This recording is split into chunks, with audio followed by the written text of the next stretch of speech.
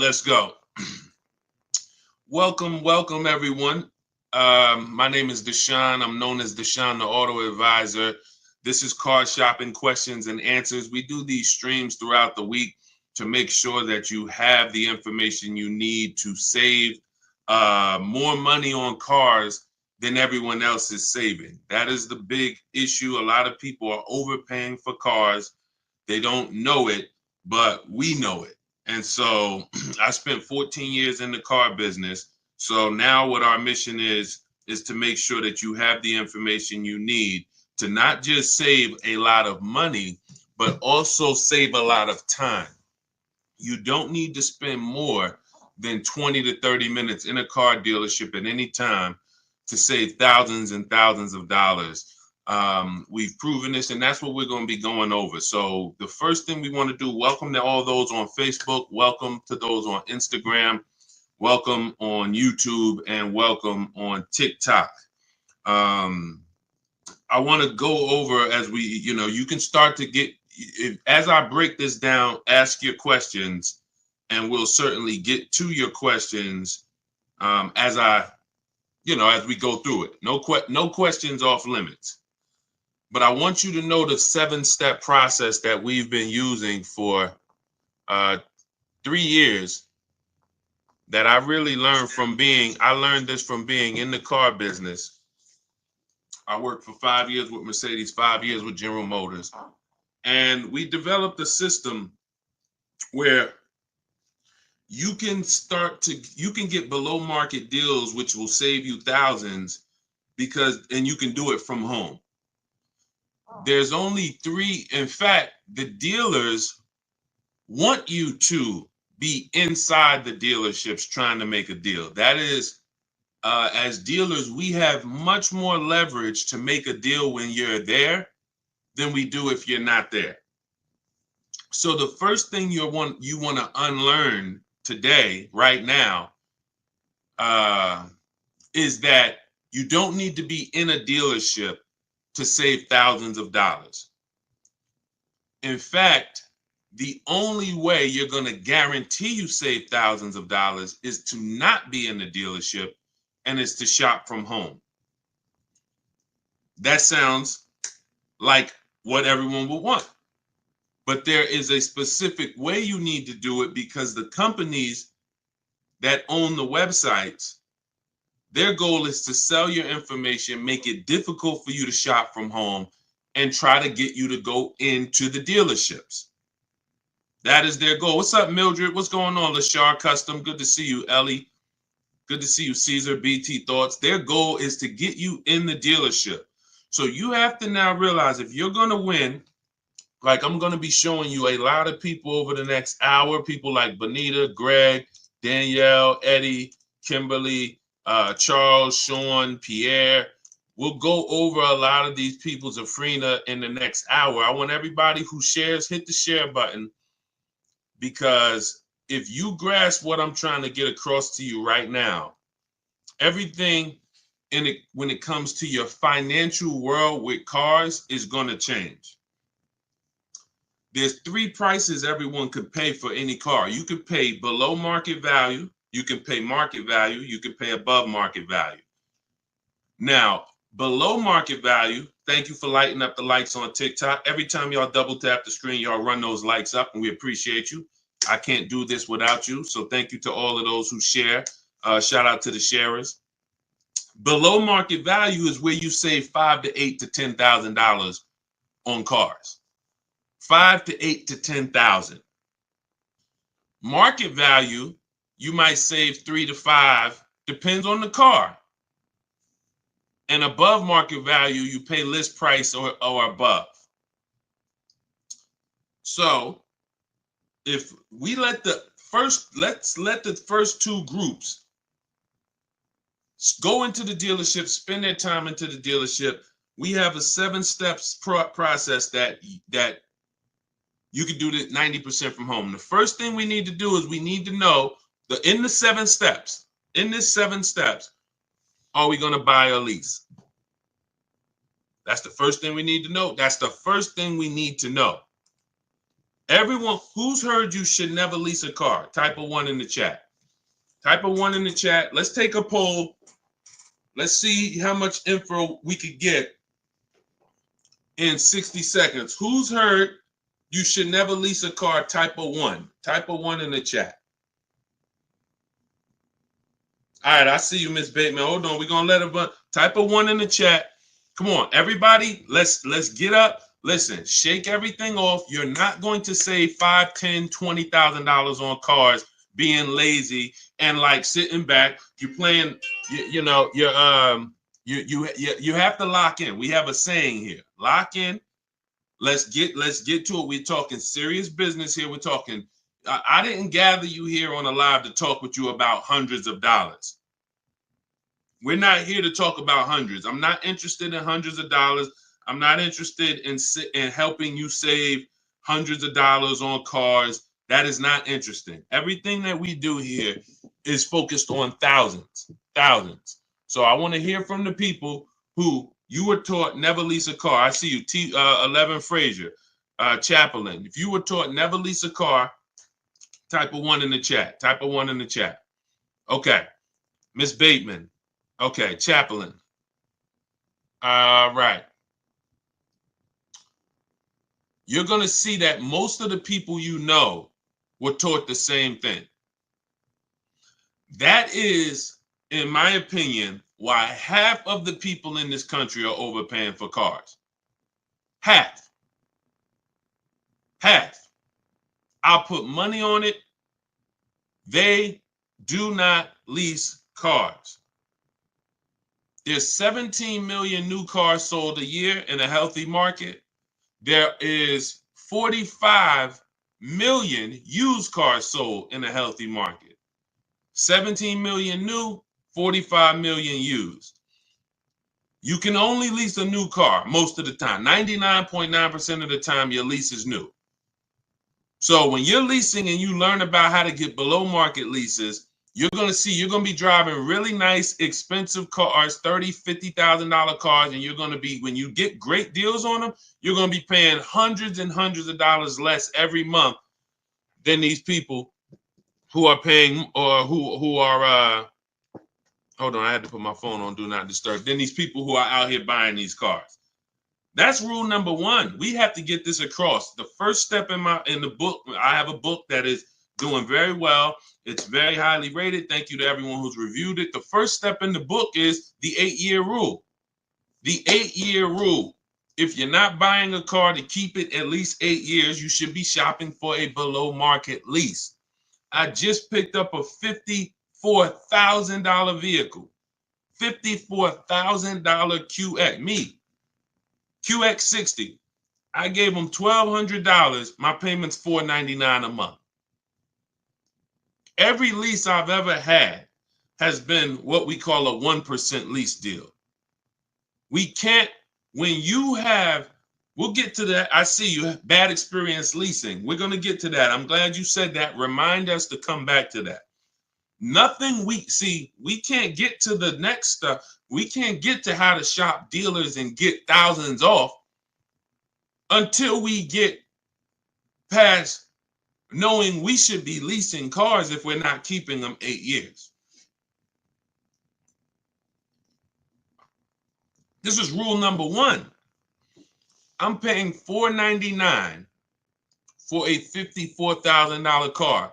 Deshone, well, I drive 15,000 miles per year. Well, if I wanted to drive 15, I would be paying, instead of $499, I'd be paying probably $530, and I'd be driving 15,000 a year. Deshone, well, I drive 18,000 a year. Okay, I'd be paying probably $560, and I'd be driving 18,000 miles a year. It's not about how much you drive. The people who taught you about leasing, they owe you money. They have cost you thousands and thousands of dollars that you can never get back, unfortunately. But I'm the bad news first person. I'm not the person who says, oh, you're doing so good, let me help you do better. No, I have to tell you, you are overspending by $200 to $500 per month because you don't understand leasing. $200 to $500, and you're driving older cars 3-year-old cars, 5-year-old cars, 7-year-old cars for the same prices, where if you just learn how to get great lease deals, you could be driving them with no money down. Let's get this out the way. Everything I'm teaching is in my new digital book. It's called Cars from Home, 7 Steps to Saving Time, Money, and Avoiding Dealerships. We are talking about step 1, the 8-year rule. If you are not buying your car to keep at least 8 years, you should be shopping for a below market lease deal, not a purchase. And you're going to save thousands and thousands of dollars just doing that. Before we talk about getting great deals, shout out to Facebook. Y'all quiet on Facebook and YouTube. Type 1s on Facebook and YouTube. Let me see where y'all at on Facebook. Let me know if you are clear, you're following what I'm saying so far. Type 1s in the chat. Leasing versus buying is the thing that has probably cost you the most money in your life on cars. More money than not being a good negotiator. Leasing versus buying has cost you more money than that. You're not keeping your cars 5 to 8 years. Instead of 17 million new cars a year sold in America, that number, 17 million, that number should be like 35 million. Because people are not keeping cars. They should not be tying up their money in cars. Let me give you an example. Stay by your keyboard, answer this question that I'm about to ask you. You go today, you drop $35,000 on a car, on a used car. Let's say it's a 3-year-old car, $35,000 on a 3-year-old used car. What is that $35,000 cash that you put in that car? What is that car going to be worth in 5 years? That $35,000 used car. What is that cash worth in 5 years? Throw some numbers out there. Let's go. Come on. I know I have some smart people on here. Let me talk to the people who, you don't have to be a genius to follow what we're talking about here. I would stand the reason that if we have some high schoolers on here, this is your first time buying a car, you're gonna learn more than our parents ever learned on this short conversation we're having. But I need you to tap in. All right, I see you. $5,000. I see you. $8,000. I see you. Enjoy life. $15,000. Okay, so check this out. So $35,000 that you trapped in a car. $35,000 that could have been in a piece of real estate. $35,000 that could have been in the stock market. It's trapped in a car. Not only when you go back in 5 years, can you not take the 35,000 out? It's not even 35,000 anymore. It's now worth 5 or 10 or 15. The depreciation is drastic and it's unforgiving. And the only people who should be buying cars are people who are keeping them until the wheels fall off. 10 years, 12 years, 15 years. Because that's how you get your money's worth out of them. You can't put 35 into a vehicle. It drops in value to 12. And then that's when you go and trade it and you do it again with another vehicle. This is how you are structuring your deals. And this is why, besides not saving the money, we haven't even gotten to that step yet. Getting the money off and the discounts. We have to understand structure first. I leased my first car. I was 22 years old. I was leasing a $20,000 or $21,000 Pontiac G6. I was paying $256 a month. It was the best thing in the world. How many of you, as your first car, instead of you paying $400 or $500 a month, or instead of having some $200 or $300 a month hoopty, or instead of buying some $1,500 a month cash vehicle, would have liked to have it where you could drive a new car for $256 a month plus your insurance?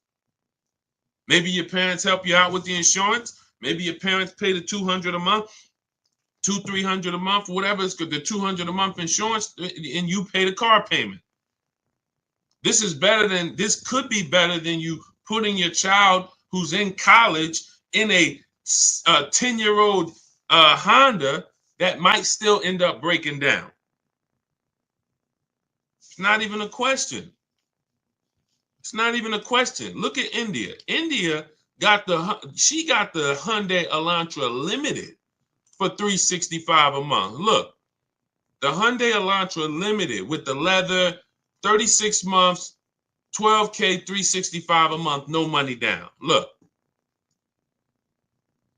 this is what we do. She ain't going to a dealership to get that done. She gets it done from home, making dealers bid, but she's not getting $365 a month unless she has a phenomenal way to get below market leases.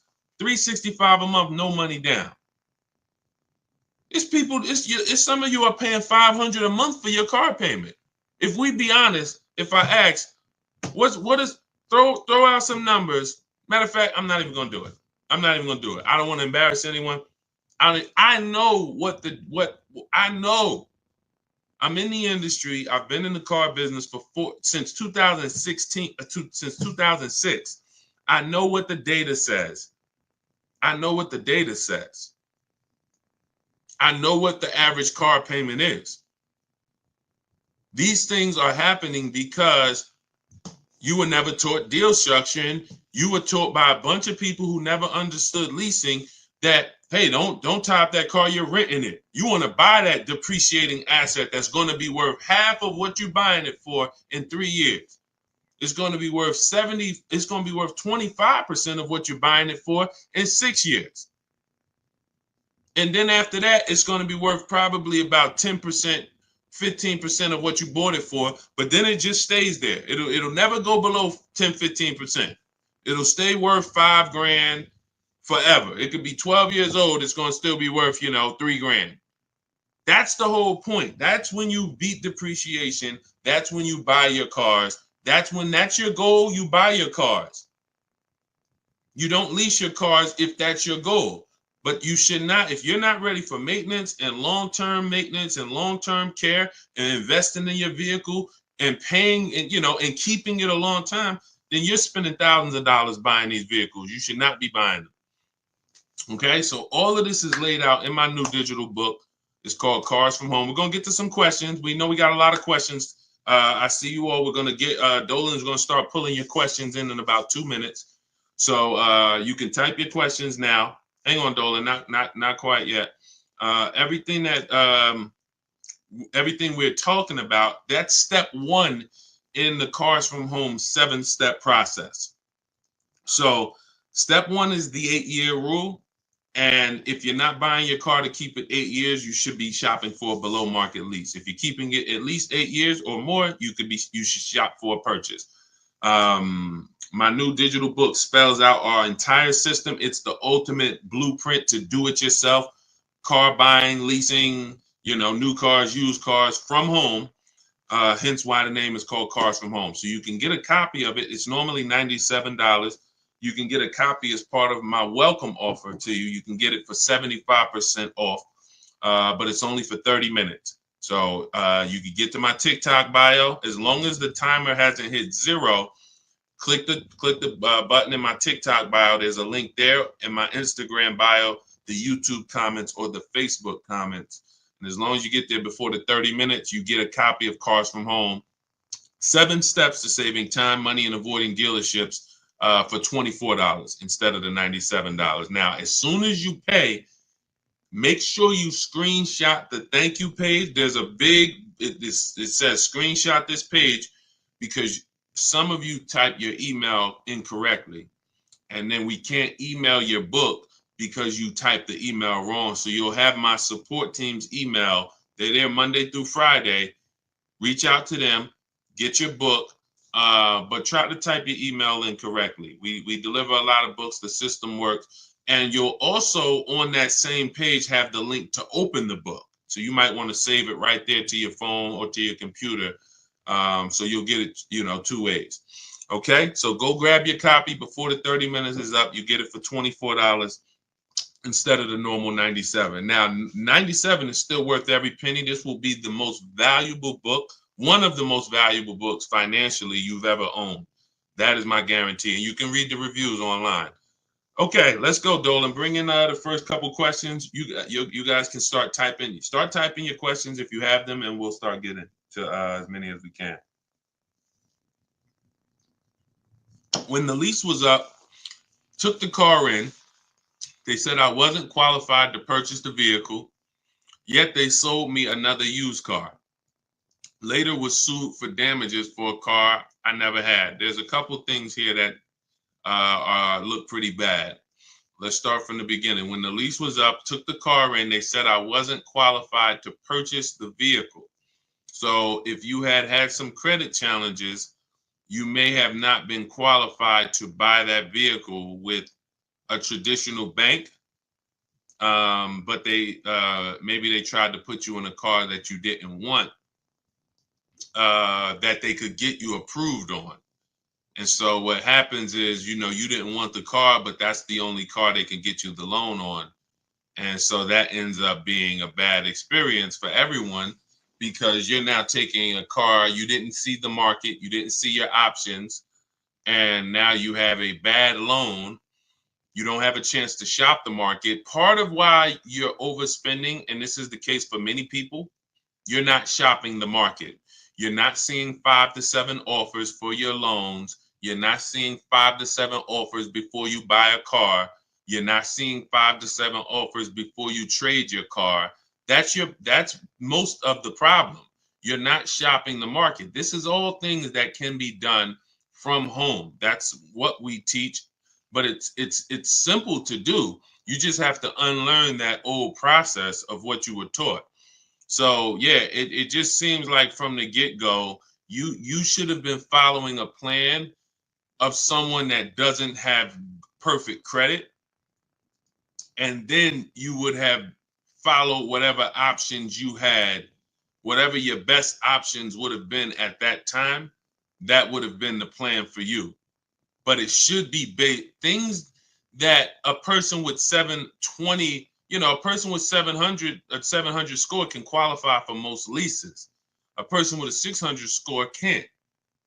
So the person with a 600 score should not have the same plan as the person with the 700 score. That's why in my digital book, there are paths for people who have the 600 score, for people who have the 800 score, for people who want to pay cash. Everyone's plan is not the same. But yeah, that was the first thing. You should have been moving on a path at this particular point. It's saying, I don't know if you had a chance to recover your credit, but if you need a car, you would still be shopping for a path of a person who doesn't have good credit. There are options for you. The goal is to not, overpay for your loan, your car and your loan. When you have bad credit, you're going to pay a high interest rate. But that should be the only thing you pay for. You can still get a great price on the car. You should get a below market price on the car, but a high interest rate.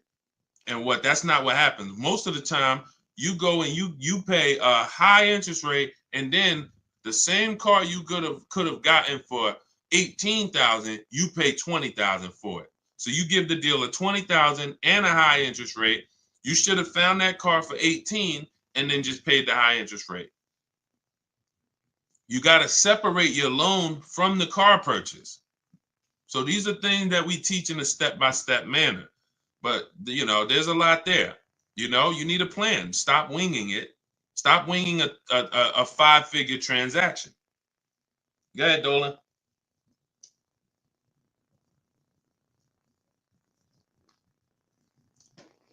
If I lease a 2020 Toyota RAV4, what should my payment and residual be? We don't focus on residual.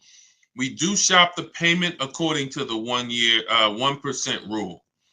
So everyone who's savvy with leases understands the 1% rule. For those of you who don't know what it is, if your lease payment is 1% of the MSRP or less, no money down, you have a steal.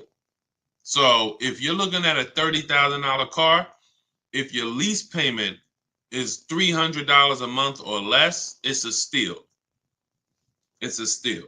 There's incredible value When you add up all of those payments, the amount you paid to drive that vehicle is going to be incredibly low. Incredible deal. That's the 1% rule. Now, we estimate a good deal to be 1.25. 1.5 is where we cap it. So I created the 1.5% rule when it came to bad lease deals, because we knew about the 1% rule, but we didn't know about bad lease deals. And I just saw, especially during the pandemic, but almost any time, people driving around with leases and they've overpaid for them. And now they don't see any benefit in leasing. They say, well, I might as well just buy because the payment I'm paying is almost the same as a purchase. Yeah, that's because you overpaid. It shouldn't be that way. I'm paying $499 a month for my Infiniti QX60. That vehicle to purchase on a 6-year loan, even a 5-year loan, $54,000 vehicle, say big discount, let's say 50, 45, that's $900 a month minimum with no money down. Minimum. I'm paying $499. It's not even close. So yeah, when you're not getting below market lease deals, you can't. Yeah, you drive. Now if I took that same price and I put the 1.5% rule in, where you take the MSRP, you take the total MSRP. Whenever you look at a vehicle that you're thinking about leasing, you want to take the total MSRP. Let's say it's $40,000, and then we know what the 1% rule would be: $400 a month. So 1% rule would be $400 a month. That means if I could get that vehicle, no money down, 12,000 miles per year, $400 a month. Now I want to go to the 1.5% rule. Take that same 40,000, multiply by 0.015. That's 600. So 600 is the max where I'm walking away from the deal. There's no value there if it's above 600. It's just no value. We add up all of those payments, $650 a month times 3 years. We never do a 4-year lease. We're paying too long for a vehicle that we're giving back. Too long. So these are the parameters we use to make sure, to guarantee that we're getting the best deals in the market. Now we got the four. So now what I would do if I'm looking at a $40,000 vehicle, I know that my range for a deal is $400 to $600 a month. That's what I know. No money down. I'm looking for that deal to be somewhere between four. Now, you're not going to look. You have to. We do it easily because we shop from home. You got to get 5 offers to know what the bottom of the market is. You're going to hear me. You're going to hear us discuss here in this community, because this is a community. We've got thousands of people who've used the Cars from Home system for the last 3 years since we came to TikTok. This is a community, but there are people who take it more serious than others. And the people who take it more serious than others, they get way better deals. See, you can't get, let's look at Zafrina. Zafrina got a 0.88% lease. This is one of the best lease deals I've ever seen. Look, it's a $66,000 truck, $65,950. So $66,000 truck, she's paying $579 a month. So if she went in and her goal was to pay 1%, if she would have went in and said what Deshone said, because I never did, that my goal should be 1%. No. Then she would have went in, she would have left out paying $659 a month, $660 a month would have been her payment at that's 1%. She got almost $100 less than that, because you have to shop the market. Maybe the best deal is 1%. Maybe it's 1.2. Maybe it's 1.4. But the only way for you to know the best deal in the market is you have to see other higher offers. When you're sitting here, and this is the peace of mind you're going to have using the Cars from Home system. When you're sitting here and you're looking at 5 offers or 7 offers, you are going to love how easy it is to pick the best offer. It's beautiful. All you're doing is looking at those 5 to 7 offers. When we're looking at used cars, we're looking at used cars and, narrowing it down to our top 5. And we're looking at the price range from the low side of the market to the high side of the market. And we pick the best one. When we're looking at new cars, we're getting 5 to 7 offers from home using a computer, talking to these dealers through their website. Never got to talk to them, just sending them what we want and communicating with them by email. You need a separate email to do this because you don't want dealers mixing with your personal email, and you're getting 5 offers, maybe 7. And next thing you know, you're like Sean and you're like Zafrina and you got a 0.88% lease. Or Sean got 20,000. Kimberly got $20,000 off of her Maserati that she was bought. Look, this was one of her offers. You can't see this on TikTok, but if you're on Instagram, on Facebook, or on YouTube, you can see this. This was one of Kimberly's offers. People out here struggling in dealerships. Please help us, please. Struggling. Look at what she's doing from home. $86,000 Maserati. Total savings, $20,700. Saving more money from home than somebody could ever negotiate. This is how you get the best deals. It happens from home. So everything that we're teaching, everything we're talking about is in my new digital book. It's called Cars from Home. 7 Steps to Saving Time, Money, and Avoiding Dealerships. It's already 5-star rated. You can Google it. Thank you to everybody who has taken the time to review the book, to rate it on Goodreads. It does mean a lot. And the book's normally $97. It's a digital book, so you can have it in your inbox immediately. But as part of my welcome offer, you can get your copy for 75% off, which is $24. But it's only for 30 minutes. So if you get to my TikTok bio, my Instagram bio, the YouTube comments, we have or the Facebook comments, you can get your copy for $24. Now, also what you'll see there is for those of you who prefer a done with you type learning, you would rather work together with me. There's an option in there for you guys to look into that. Depends on, now, everyone's not going to qualify for that. In my book, that's the blueprint for everybody. Bad credit, high mileage drivers. Ask questions because we haven't, Dolan, I know you got more questions, so we'll get to them. But hold on, keep that there. But I want you to know the blueprint for bad credit is different, than the blueprint for high mileage drivers. If you drive 18, 20,000 miles per year or more, there's specific things you cannot do. You're losing way more money. Way more money. Thank you, Sailor Moon fan. Great cartoon, by the way. Great name. You're losing way more money than the average person is losing. All of the losses I just talked about, you high mileage drivers, you are losing thousands more than the normal people because you're depreciating the car way faster than everyone else is. So there's specific strategies on how you want to approach your car purchase in there. Negative equity. Some of you bought cars in the last 3-4 years that you need to replace or you're trying to replace, and you have, $3,000, $5,000, $10,000 in negative equity. That's a specific strategy. Some people don't have to deal with that baggage. So this is why the book, the blueprint, is everything you need to get below market deals. But for those of you who would like to shop with me and look at coaching, you see me share a lot of the people who work with me in our Facebook group. We have over 1,500 people in our Facebook group in the last 3 years. You can get that information by clicking the same link in my TikTok bio, Instagram bio, the YouTube comments, or the Facebook comments. But you're going to click the link that says shop with me, Deshone. So other than that, let's bring in, but that wraps up your question. We don't focus on residuals. We focus on shopping by the percentage when we're shopping for a lease. Specifically, we are focused on shopping by the percentage. When we review our offers, we're reviewing them by the percentage in comparison to the 1% rule. Okay, great question. Go ahead, Dolan. Shout out to the sharers. Shout out to everybody who's hitting the like button. We appreciate you.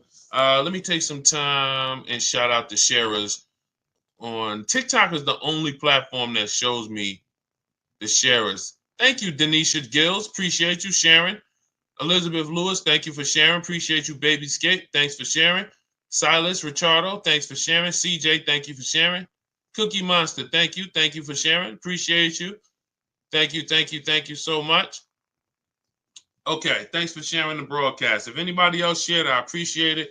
But TikTok, that's the only they're the only ones that show me the names of the people who shared. Okay, what Wilfredo, still reading the book, by the way. Awesome. We'll pull, if he had a question, let's pull that in as well. All right, Jaleesa speaks. Is there any car brand that you would deem to be most liable and or the best long-term investment for transportation? Well, there's several that have a history of long-term reliability. Honda and Toyota, they have led the quality, two things, quality and low cost of ownership. They've led those charts for so long, Honda and Toyota. Now, if you say, well, you want to go with something a little more fancy, then you would go Acura and Lexus, which is Honda and Toyota's luxury brands.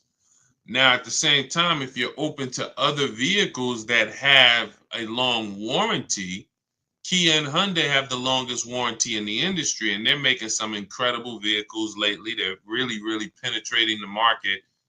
I mean, Hyundai and Kia they've become, probably from sales wise, Mazda, the growth of those three brands has been incredible, and it's because I think they put a lot of quality into. They try to put a lot of quality into the vehicles.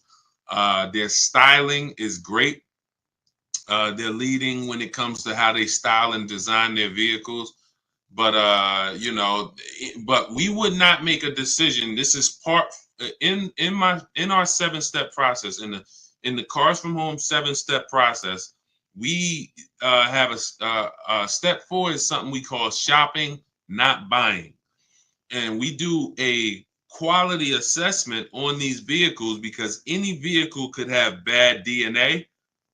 Bad DNA means it's going to have problems because that's the way it was made. And it has a high likelihood of having problems because that's the way it was made. You know, if the 2022, and this is year specific, who's heard never buy a vehicle the first year they make it? Who's heard that? This is a saying that, you know, it was wisdom from back in the day. Who's heard that? Never buy a vehicle the first year that it comes out. Who's heard that? Okay, so this is a common thing. So now when you consider, well, you don't even want to buy a vehicle the first year the transmission is, you know, if a vehicle has a new transmission, if a vehicle has a new engine, if a vehicle has a new suspension or steering system, all of these are things that could be problematic. So that's why we always want to check and type in the specific name and the year of the vehicle we're looking at. So Jaleesa, if you're looking at the Cadillac XT6, you would type in 2020, whatever the year is, 2022 Cadillac XT6. If you're looking at a new one, you would type in 2024, 2025 Cadillac, 2026 Cadillac XT6. That is what you're doing. And you're then putting reliability. So 2025 Cadillac XT6 reliability. You know, that's going to tell you if there's any public data that should be alarming, any red flags. You're just going to skim the first page of Google. Once you skim the first Google page, that'll tell you what you need to know in most cases. Just look at the articles. Do you see anything that, you know, stands out? You know, electric problems, you know, lower than average reliability scores. You want to do this for reliability and initial quality. 2024, 2025, 2026 Cadillac XT6 initial quality. This is so simple. These things I'm telling you, because we get cars in 90 minutes, 2 hours. We get these deals. Listen, everyone's not taking a long time. When they're using, look at Ansley's deal. He said, I started the process Saturday, accepted a deal Monday. If you're car shopping and you like, I need a car in 3 days or in a week, that's what we do here. We're the best in the world because we are masters of comparison shopping. Masters of comparison shopping in a very short period of time. But these are 5-minute things we do to check to make sure we don't go out and get a great deal on the car, great price on the car, and then the car is in the shop every 4 months. Every 4 months, the dealer has to send a flatbed, or the roadside assistance has to send a flatbed to pick up the car.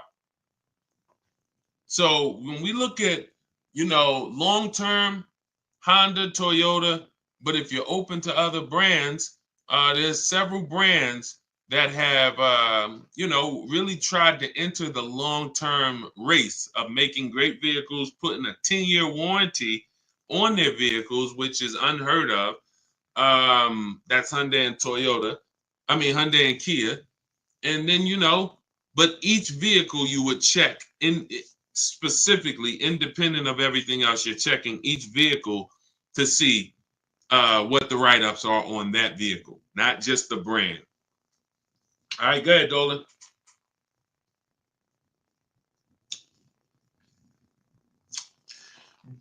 Brand new to you and you're live.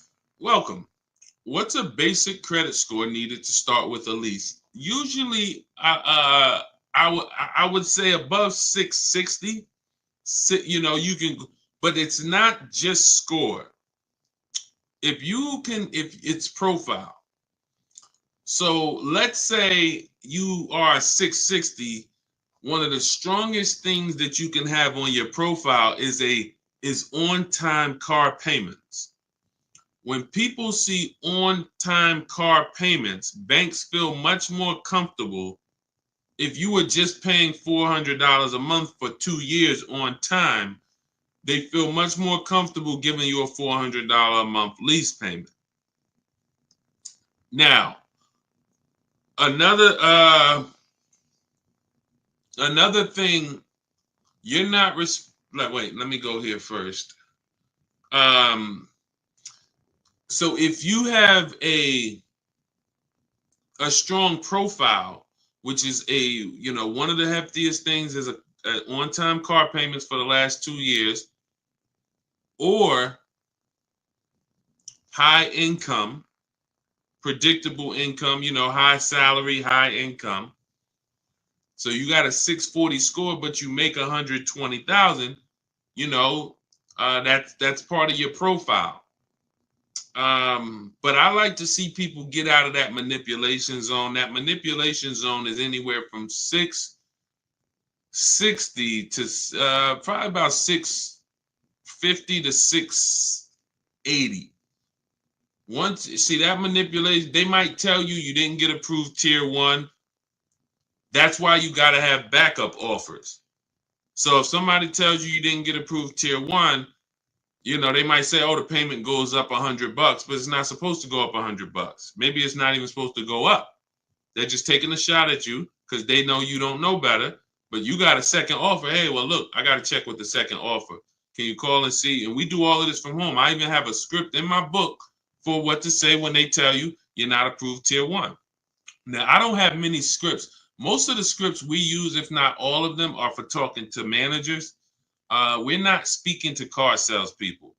So we are using scripts. The only time we're speaking with car salespeople is if we're setting up a test drive. And once we set up that test drive, that's it. Obviously, when we come in to pick up the car, a car salesman is going to help us. But all of our everything is done from home. Nothing is done with salespeople. And really, there's no talking. So if you're somebody who you don't like talking, you don't want to try to remember what to say, then the Cars from Home system, you're just like the people who've come before you. Teddy, none of these people like talking to dealers, going to dealers. Look, Jen, Rosalie, You know, I think we get a balance of men and women. Tasha, Pierre, Ansley, you know, and you see that you could see their deals. You know, some of you could see their deals. So the point is, you know, all of this is in the blueprint that I wrote. It's called Cars from Home. It's my new digital book, Cars from Home: 7 Steps to Saving Time, Money, and Avoiding Dealerships. We spent a lot of the first 20 minutes talking about the first step in our process, which is leasing versus buying. If you missed that, you could go watch the replay on some of these other platforms. You cannot get great deals if you don't understand. Stop buying cars if you're not keeping them 8 years. You are losing thousands and thousands of dollars. There's no way. We went on it. You know, we'll go deep on it on another stream, but you can watch the replay. There's no way for you to get a great deal. That's probably why some people are asking about, wanting to make sure that they have the credit to lease, because that's what we spent the first 20 minutes really hammering, is that, in my opinion, I think 30% of the population is buying when they should be leasing, just because they don't understand it. They don't understand how to structure their lease, pick the correct mileage, and they don't understand how to shop for leases to make sure they don't get they're not overpaying for a lease. So, but yeah, everything is laid out in my book, step by step. You're going to know exactly how to get below market lease deals, below market new cars, below market pre-owned cars. These are different strategies. Bad credits in there. You don't have to worry. You have an exact path for if you have bad credit, high mileage, negative equity. And normally the book's $97, but as part of my welcome offer, you can get yours for the next 30 minutes for $24, 75% off. That's my welcome offer for 30 minutes. So go grab yours. In my TikTok bio, there's a link. My Instagram bio, there's a link. The YouTube comments or the Facebook comments, get there before 30 minutes. You got your copy for $24. You can see by the reviews, if you Google the book and read the reviews, the book is worth every bit of $97. But, if you get there before 30 minutes is up, $24 is better. Make sure as soon as you pay, you screenshot the thank you page. Sometimes you type your email wrong. We're going to email you a copy, but we have a great email system, but sometimes the email is wrong. Make sure you check your spam for the book. Sometimes if you don't see that book in 5 minutes, check the spam or the junk folders. But then you'll also have my support team. As soon as you buy the book, screenshot that page that has my support team's email. Monday through Friday, reach out to them, and they'll make sure you get your book. You also, lastly, as soon as you pay, there's a link for you to open your book right on the page there. It'll say, click this link to open your book, and you can save it right to your phone or to your computer. Okay, for those of you who want to look at shopping and seeing if you qualify to shop together with me, we have a program where you can just go to those same links and you can hit Shop with Deshone, see if you qualify, and watch that short video, and then we'll let you know if we can work together in a different learning format. We always like to say, we're going to make sure the information is available for you, but everyone learns differently. Some people, you're a do-it-yourself person. Some people, you're a do-it-done-with-you person. You like to do things with community. That's why we have over 2,000 people with you that have come before you. We have over 1,500 people in our private Facebook group. We have dozens of people on our private Zoom calls. That might be better learning style for you to learn the Cars from Home system. It doesn't matter. You might be able to just sit and watch the lives and just watch our live stream, put it together, piece it together, and you're getting below market deals that way. It doesn't matter. We just want to make sure that you have what you need to get below market deals. All right. Go ahead, Dolan. Let's go. If asked, would you go with someone to purchase a vehicle? So we actually we're testing a new program. It's not even a test. We've tested it already twice in the last 3 years. We have to make sure, we had to make sure before we launched this done for you solution that we had the team and the staff. So that program is not a program that we can let everyone into, and it's not a program. It's sometimes we're going to have to close it because we can only take a few people at a time. But if you go to those links, you'll also see a button that says shop for me. You can also visit the same links in my YouTube comments, Facebook comments, the TikTok bio, or the Instagram bio. You'll see a button that says shop for me, and that you can book a call. You book a call with the team and see if you qualify for the shop for you. So as I said, there's no excuse.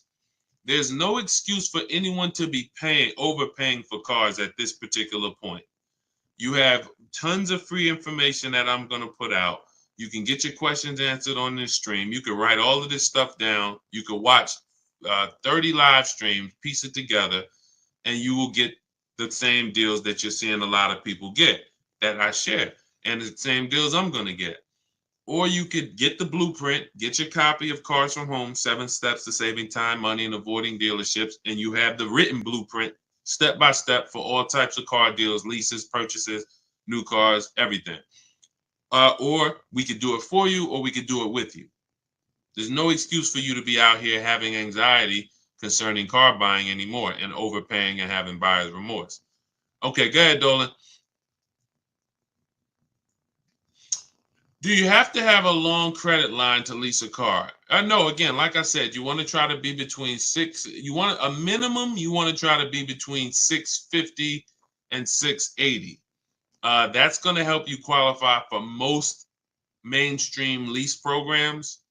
But the stronger your profile, if you have a car payment that you've paid on time for 2 years, or you have a home mortgage, that's going to in the 650 to 680 range. That's going to really help you to stay out of the manipulation zone. Anything above 680 though, you're usually getting tier 1 no problem on most leases. So yeah, great question. Go ahead, Dolan. Thank you for running the lights up. Every time y'all tap the screen on TikTok, you'll see those lights continue to go up. And TikTok tells more people about the show, brings more people to the stream. We help more people save money. And we help people unlearn what the car business has been programming us to do for all of these years. So thank you. Continue to double tap the screen every time you hear something that you like. And, hitting the like button does matter. Appreciate you. And shout out to the sharers. Welcome to the new followers. I see you. Welcome, R. Timmel. I see you. Welcome to the community. Toy for real. Thank you. Welcome to the community. Luna, Oz, welcome to the community. I see you. Cam, welcome to the new followers. Shout out to the people who just followed the movement. All we care about here is making sure that you pay less than everyone else for cars. Hi from Mississippi. Good to see you. Shout out to hi from New Jersey. Great to see you. Hello, Mississippi. All right. Is the last week of the year a good time to get a good deal on a car? It's a good no. And let me tell you this. Yes and no, but I'm going to say most. Here's the thing. Car dealerships, we have made a fortune with marketing. It's one of the best marketed businesses in the world is a car dealership. It's regional marketing, it's nationwide marketing, on the radio, billboards, television, social media. It's so good. And it makes people think, come in at the end of the month, come in during the holidays, you're going to somehow get a better deal. The problem with that logic is this. The deals that you see, look, when I share deals like India's deal, $365 a month on her limited. When I share Milligan got a $27,000 discount on her vehicle. $27,000 discount. These are not deals. These are deals. Now, listen close to what I'm about to say. This is very important. These are deals that the dealers only accepted because at that particular moment, they were a little desperate. At that particular, look at Milligan's deal. I'm zooming in on it. $79,000 vehicle, Her adjusted price is $51,359. If you can see it up on YouTube, Facebook, or Instagram, you can see it. 27. This was a deal where at that particular time, the dealer was a little desperate. It's the same thing with everybody else. Same thing with Ansley's second car that he got his BMW. Jen, everybody that I see, we're positioned. So what is the you could take that down, Dolan, that question. I'm still taking care of this one. So when it comes to the end of the month and the end of the year, you're not getting there's no desperation. When there's 200 people, let me put it like this. Dealers know exactly how many appointments we have before the weekend ends. We go into Friday. How many appointments do we have for, if it's a holiday Monday, like a President's Day or a Labor Day or Memorial Day? We know 400 appointments. Why? Where's the desperation there? We only have a certain amount of cars. So where there's no desperation when we only have a certain amount of cars, and that's what we're doing. We have this many people. There's no desperation. That's why you're not getting a better deal when you have somebody right behind you who could pay more money for that car if you don't accept the price. Hey, listen, Mr. Jones, sorry if you don't want the car at this price, but look, you see we got a showroom full of people. It's a big sale. We got people walking out. There's nobody to help them. Listen, if you don't want the car, no problem. You can think about it. They're rushing. There's no desperation. The car business has done a great job of doing that on Saturdays, holidays, end of the year. They're going to pack the showrooms. They're going to sell their cars. There's no desperation there. All right. So no, this is all about what you want to do is position yourself. Let us show you how to position yourself in the market, get the questions answered that you need answered. Make sure that whether you're buying a new car, used car, or a lease, you are positioned and you know the market. You've seen the 5 to 7 options so that you know you are paying less than everyone else. You're guaranteeing it. You're not hoping. You're guaranteeing it. There's a very big difference between using the Cars from Home system to shop the market so that you can guarantee savings, guarantee the biggest discount, than going in and negotiating with one dealer or two dealers. We're going to show you how to negotiate online with 25 dealers without ever talking to them. We're going to show you how to look at used cars like we're shopping on Amazon and narrow it down. And then verify if there's any fake sellers or bogus sellers that are charging, fake fees that they shouldn't be charging. We do all of this from home. Your power is home. So all of this is in my new digital book. You can get your copy as part of my welcome offer for 75% off. It's normally $97. It's called Cars from Home, 7 Steps to Saving Time, Money, and Avoiding Dealerships. You should not be in a dealership more than 20 to 30 minutes. And we never talk numbers in the dealership. You can get your copy for 75% off, which is $24, but it's only for 30 minutes. It's normally $97. You can get to my TikTok bio, my Instagram bio, the YouTube comments, or the Facebook comments. Grab your copy, 75% off. That's $24. Make sure you screenshot the thank you page so you'll have my support team's email Monday through Friday. Just in case your book doesn't come, you type your email wrong, you have my support team's email. But that email is not for questions. It's just for you making sure you get your book.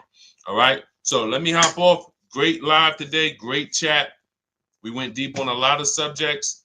I look forward to seeing all of you inside. If you're working with us, I look forward to seeing you on the next stream. And God bless you. Keep up the great work. And let's keep unlearning and relearning so we can keep this money in our bank account. Keep these thousands in our bank account and out of these cars. All right. God bless y'all.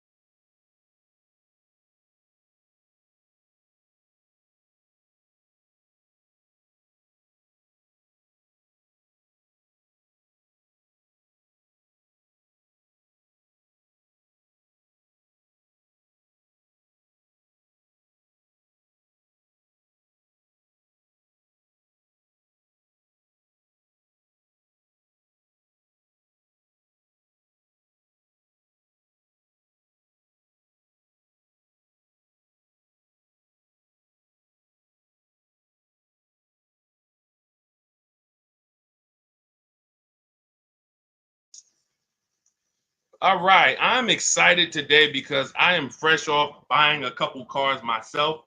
I've been teaching for years how people can just, if they learn, get incredible car deals from home without spending hours in car dealerships. Just got my father a vehicle, um, Hyundai Palisade he picked up last night. I got an Infiniti QX60 2 weeks ago, $8,000 off the price of the vehicle.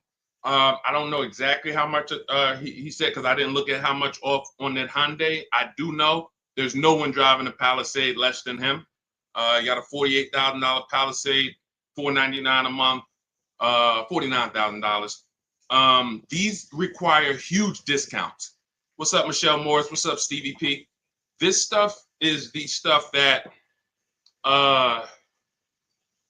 I mean, we literally, even as my dad was picking up the vehicle, he was just like, man, you really do this stuff. And I'm like, and I've gotten cars for him for years, you know what I'm saying?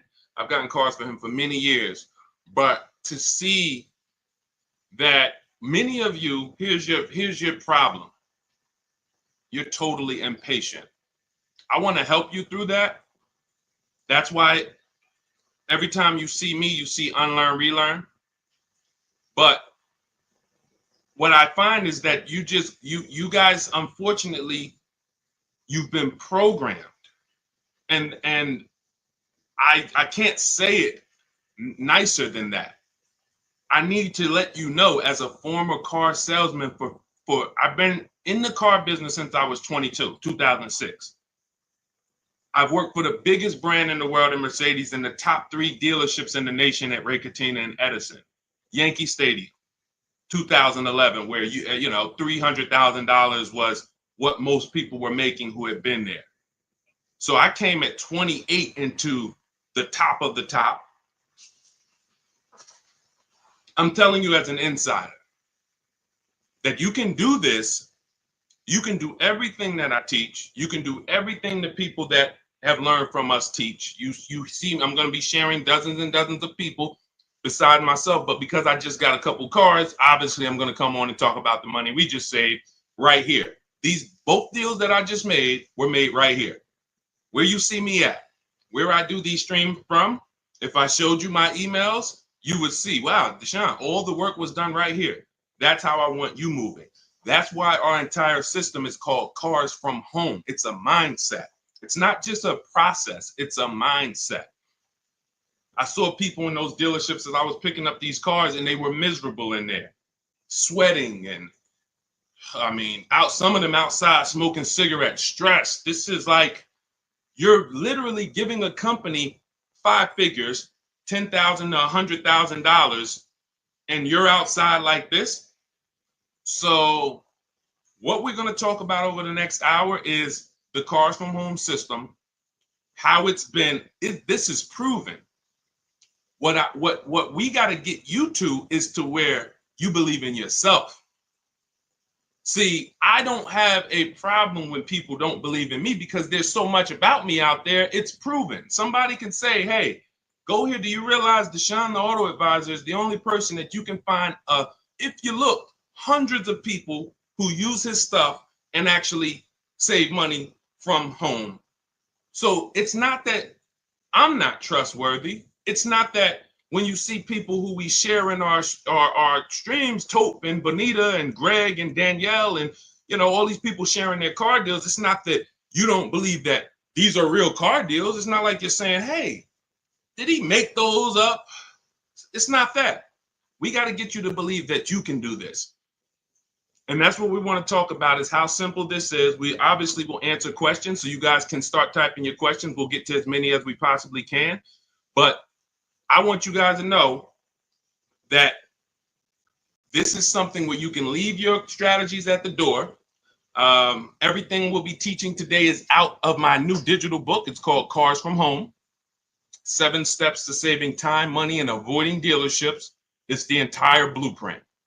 So it's the step-by-step blueprint to get the results that I get, that the hundreds of people that you have seen get, and for you to have anxiety-free, buyer's remorse-free car deals that save you thousands and thousands of dollars. So if that's something that you are interested in, hit the like button so I know who I'm talking to. Hit the like button, keep tapping the screen. On TikTok, if that's something that you're interested in, let me know I'm talking to the right people. Let me know I'm talking to the right people. Raquel, what's up, Sally, Tawana, Gummy Bears? Let me know I'm talking to the right people. Okay, double tap the screen. All right, am I talking to the right people? Am I talking to people who care about their money, who like Deshone? Give me the strategies. Don't hold back. Let's do this. I care about my money. I see it. All right, y'all keep running those likes up. Okay. While we're on the stream, you guys can get your copy of Cars from Home, 75% off. It's normally $97. That blueprint that I'm going to be talking about, it's in my TikTok bio. It's in my Instagram bio. We put a link in the comments on YouTube and a link in the comment on Facebook. That's going to get you 75% off. So you won't pay the $97. You get there before the 30 minutes is up because it's only for 30 minutes. You get it for $24. It'll be in your inbox by the time we finish the show. And you can also now screenshot that thank you page. And you'll see as soon as you pay, there's a link at the bottom of that page to open the book. So you can save it there, save it to your computer, but I also email you a copy. Okay, Dolan, let's get the first question in. Guys, you can keep typing your questions as we go through the show. Love the book. Thank you, JC. I was wondering, can you use the same strategy you teach also when trying to get a below market lease on an exclusive car that will need to be ordered to get all the options I want? If I'm ordering an exclusive car, right now we're using this, we're shopping for a customer with a Range Rover autobiography. Doesn't matter. I'm talking to dealers in six, our team is talking to dealers in six states. Exclusive, more reason to actually use competitive shopping because the numbers are larger. When you see the premiums that some of these dealers are charging for exclusive cars, 100,000, 50,000 over list price, the potential for you to save or overpay is greater. So absolutely, competitive shopping is something you should do with any vehicle from whether it's a Hyundai Elantra base model or whether it's a $400,000 Lamborghini. Competitive shopping, because each dealer is individually owned and operated and they set their own prices. So the key to saving the money fast from home is making them compete. Okay, definitely. Never want to put ourselves in a position where we're looking at one dealer who has convinced us they have the only car. If I'm ordering a car too, JC, good thing about ordering is everyone can bid. When you get an exclusive car, dealers get something called allocation. That means I only might get 3 Range Rover autobiographies a quarter or a month. I'm sorry. I might only get 3 G-Wagons a month. So some dealers have used that. They don't have allocation, so they can't put an order in. But other than that, we use a strategy called the 25 to 5. For new cars and leases, we connect with 25 dealers online. You know that, JC, because you have the book. You can do that with an order. You do it before you place the order because now you have a bunch of dealers who can bid. When you go do that strategy, not everyone's going to have a car you want, but on an order, pretty much everyone could get a bid in. And I remember we had somebody who was getting a brand new BMW. I think it was an X4M when they first redesigned it. And she used the strategy, and every dealer wanted list price or over list, and the best offer she got was $3,000 off. So there are dealers who want the unit, but you got to be patient. You got to be positioned. Okay. And what we do is help you get, be positioned. Okay. Great question. Go ahead, Dolan. Keep typing your questions. Simply Trick. What's up? Shout out to the people on TikTok. Matthew Forrest. If you want to talk cars, if you're ready to talk money, then come on in. Get your mind right. We're talking money here. We are talking big money. I'm not here to talk to you guys about hundreds of dollars. I don't care about hundreds of dollars. God bless you. I know there's some people who will sit on the stream to figure out how they're going to save a couple $100. Times are tough for some people. Respect. That's not what we're here to talk about. Every mistake you're making with your car deals, it's costing you thousands of dollars each time.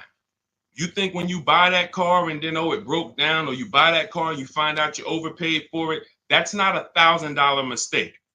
That's a $5,000 to $10,000 mistake we're making because we unfortunately have been taught to wing the second most expensive process we'll ever be involved in.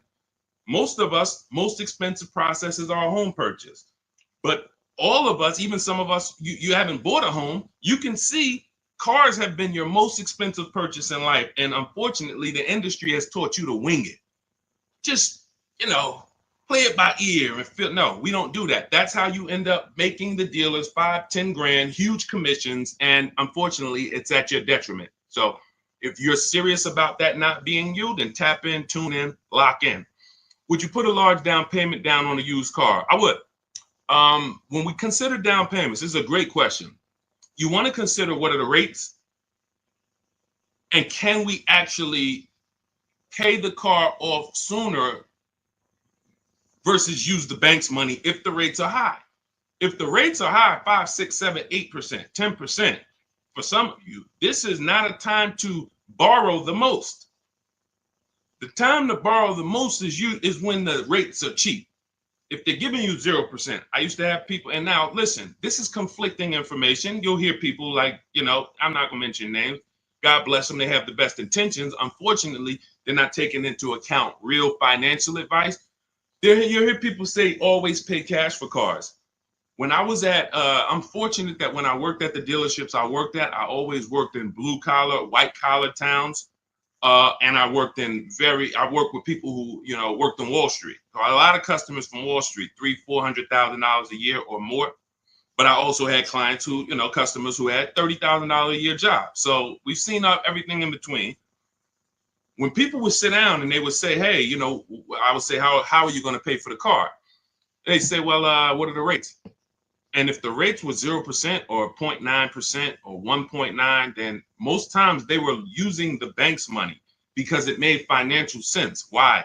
Because if I put my money in the car, this $30,000 I'm going to put in this car is going to net me a negative return. See, because if you put $30,000 in a car today, next week, 5 years later, that car is worth $10,000. That means that's where your money is. When you look and say, well, what could I put $30,000 in to where 5 years later, instead of 30, I would have had interest, and I would have still had my principal, and I still could have gotten the car through leverage. Leverage is I'm going to use the bank's money as long as the rates are cheap. Now, in the case of a market where rates are high, we're not getting 1%, 2%, 3%, 0%. Then yeah, these are the times where you want to try to take as small a loan as possible. It makes more sense to apply a larger down payment and pay off the car quicker. So it's really all about, what are we doing with our money? Is your money invested? Are you getting 10%, 8%? Maybe some of you are in some other ventures where you're getting, more. If that's the case, it's not going to make any financial sense for you to put more money in the car, because you can put that money in other places that's going to net you a bigger return. So again, one thing about me is I don't teach one size fits all car buying advice. I asked you a couple questions. What are you doing with your money, and what are the rates?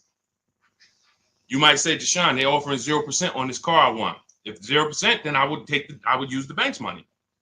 I keep my money just on the strength of having my money. And then if you wanted to, if you have your money invested, why pull it out of something that's getting you a positive return to put it into something that's not even going to give you a break even?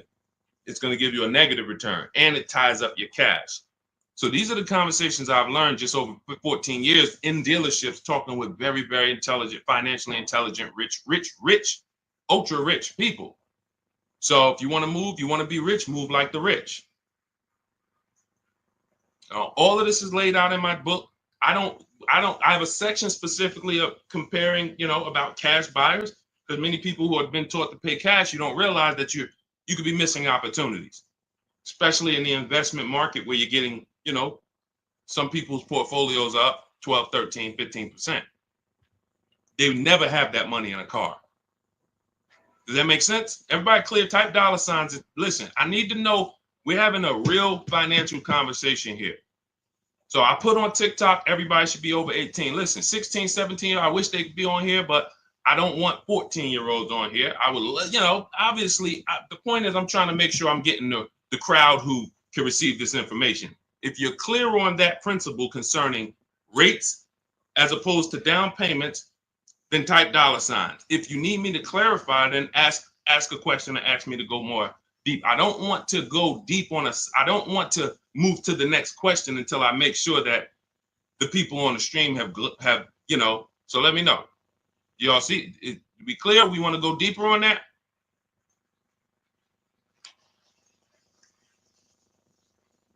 I see you, Ruth.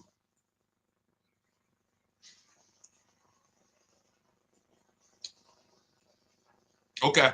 Listen, TikTok, I'm going to tell you something. The people that's on here, you are not going to get the most out of this casually watching. I just want to be honest with you. It's two people I can't help. Two people I can't help because I think oftentimes, you know, we look and, you know, people who, you know, do these types of shows or people who we might see on streams, it just seems like they promise a solution for everyone. I can help all of you. No, I want to be clear. If you can't use the internet, if you're not comfortable on a computer, if you're not comfortable copying and pasting, this is not for you. Let's be clear there. Second person is you're just too distracted. We're talking about $5,000, $10,000. When you see people on this, you know, that I show you that have saved 5, 10 grand, 12 grand, 20 grand off their cars, you know, we share them. You guys know that. I mean, look, you got people who save 20 grand off a new F-150 Lightning, you know, ridiculous lease payments, $365 a month, sign and drive on this 2024 that India got. When you see this, these people aren't casual listeners. These people said, Deshone, I was following you. I used to tap to the stream, and then I got the book, and then I started, you know what I'm saying? I don't want you to fool yourself. So either lock in, like get to your keyboard, because learning, it's proven. Those who actively learn get results. Those who listen, audio is you're only retaining a very small amount. So what I suggest is, before we move to the next question, those of you who are serious, get to your keyboards. You don't have to do it on lives and stuff. You ain't got to do none of that because that's not active. That's entertainment. God bless them. We all need entertainment.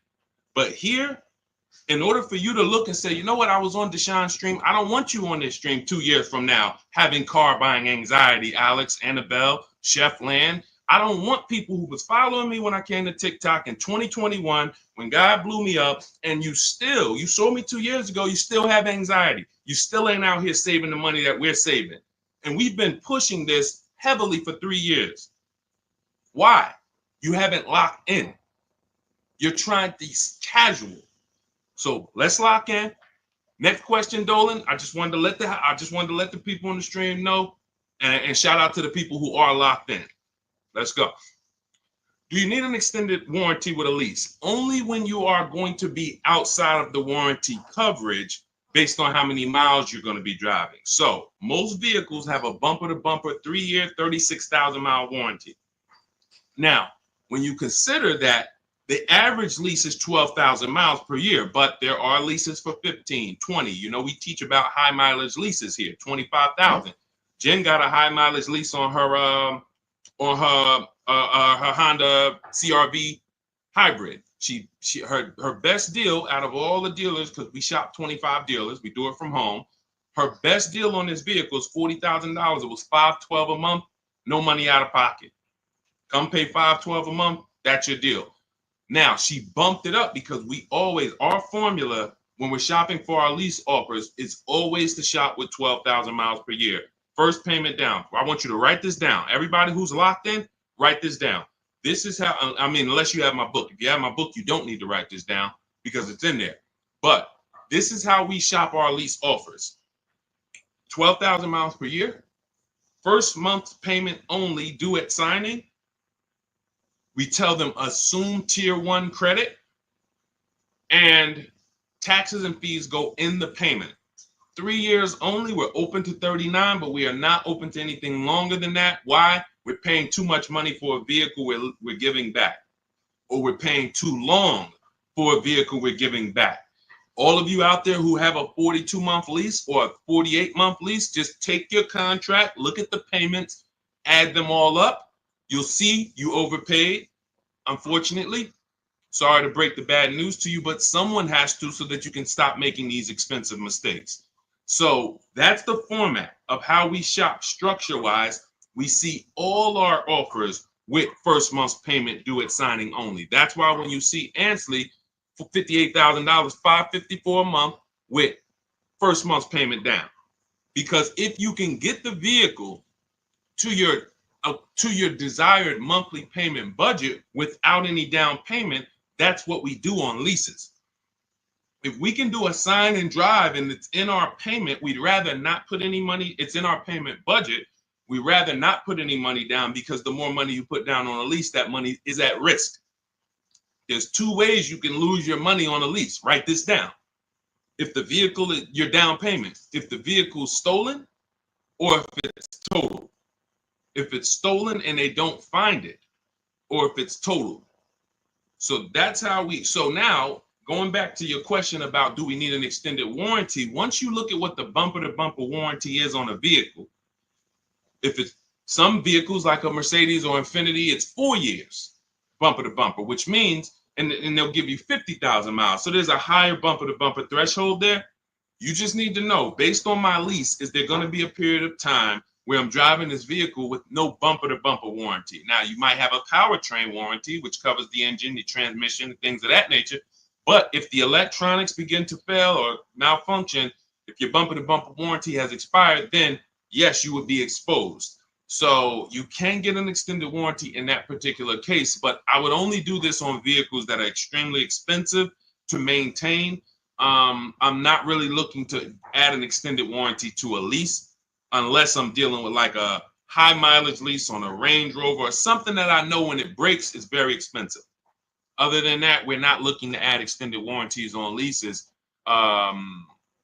Typically you'll be out of that vehicle before you won't be able to have the vehicle long enough to have the warranty make sense. Okay. What's up, Primo? What's up, Nick? Kelly Tipple. Go ahead. Next question, Dolan. Everything that I'm teaching is out of my new digital book. It's 5-star rated. You can Google it. It is called Cars from Home. 7 Steps to Saving Time, Money, and Avoiding Dealerships. We save time and we save money. I'm not into saving money and being in dealerships for hours. Who enjoys being in dealerships for hours?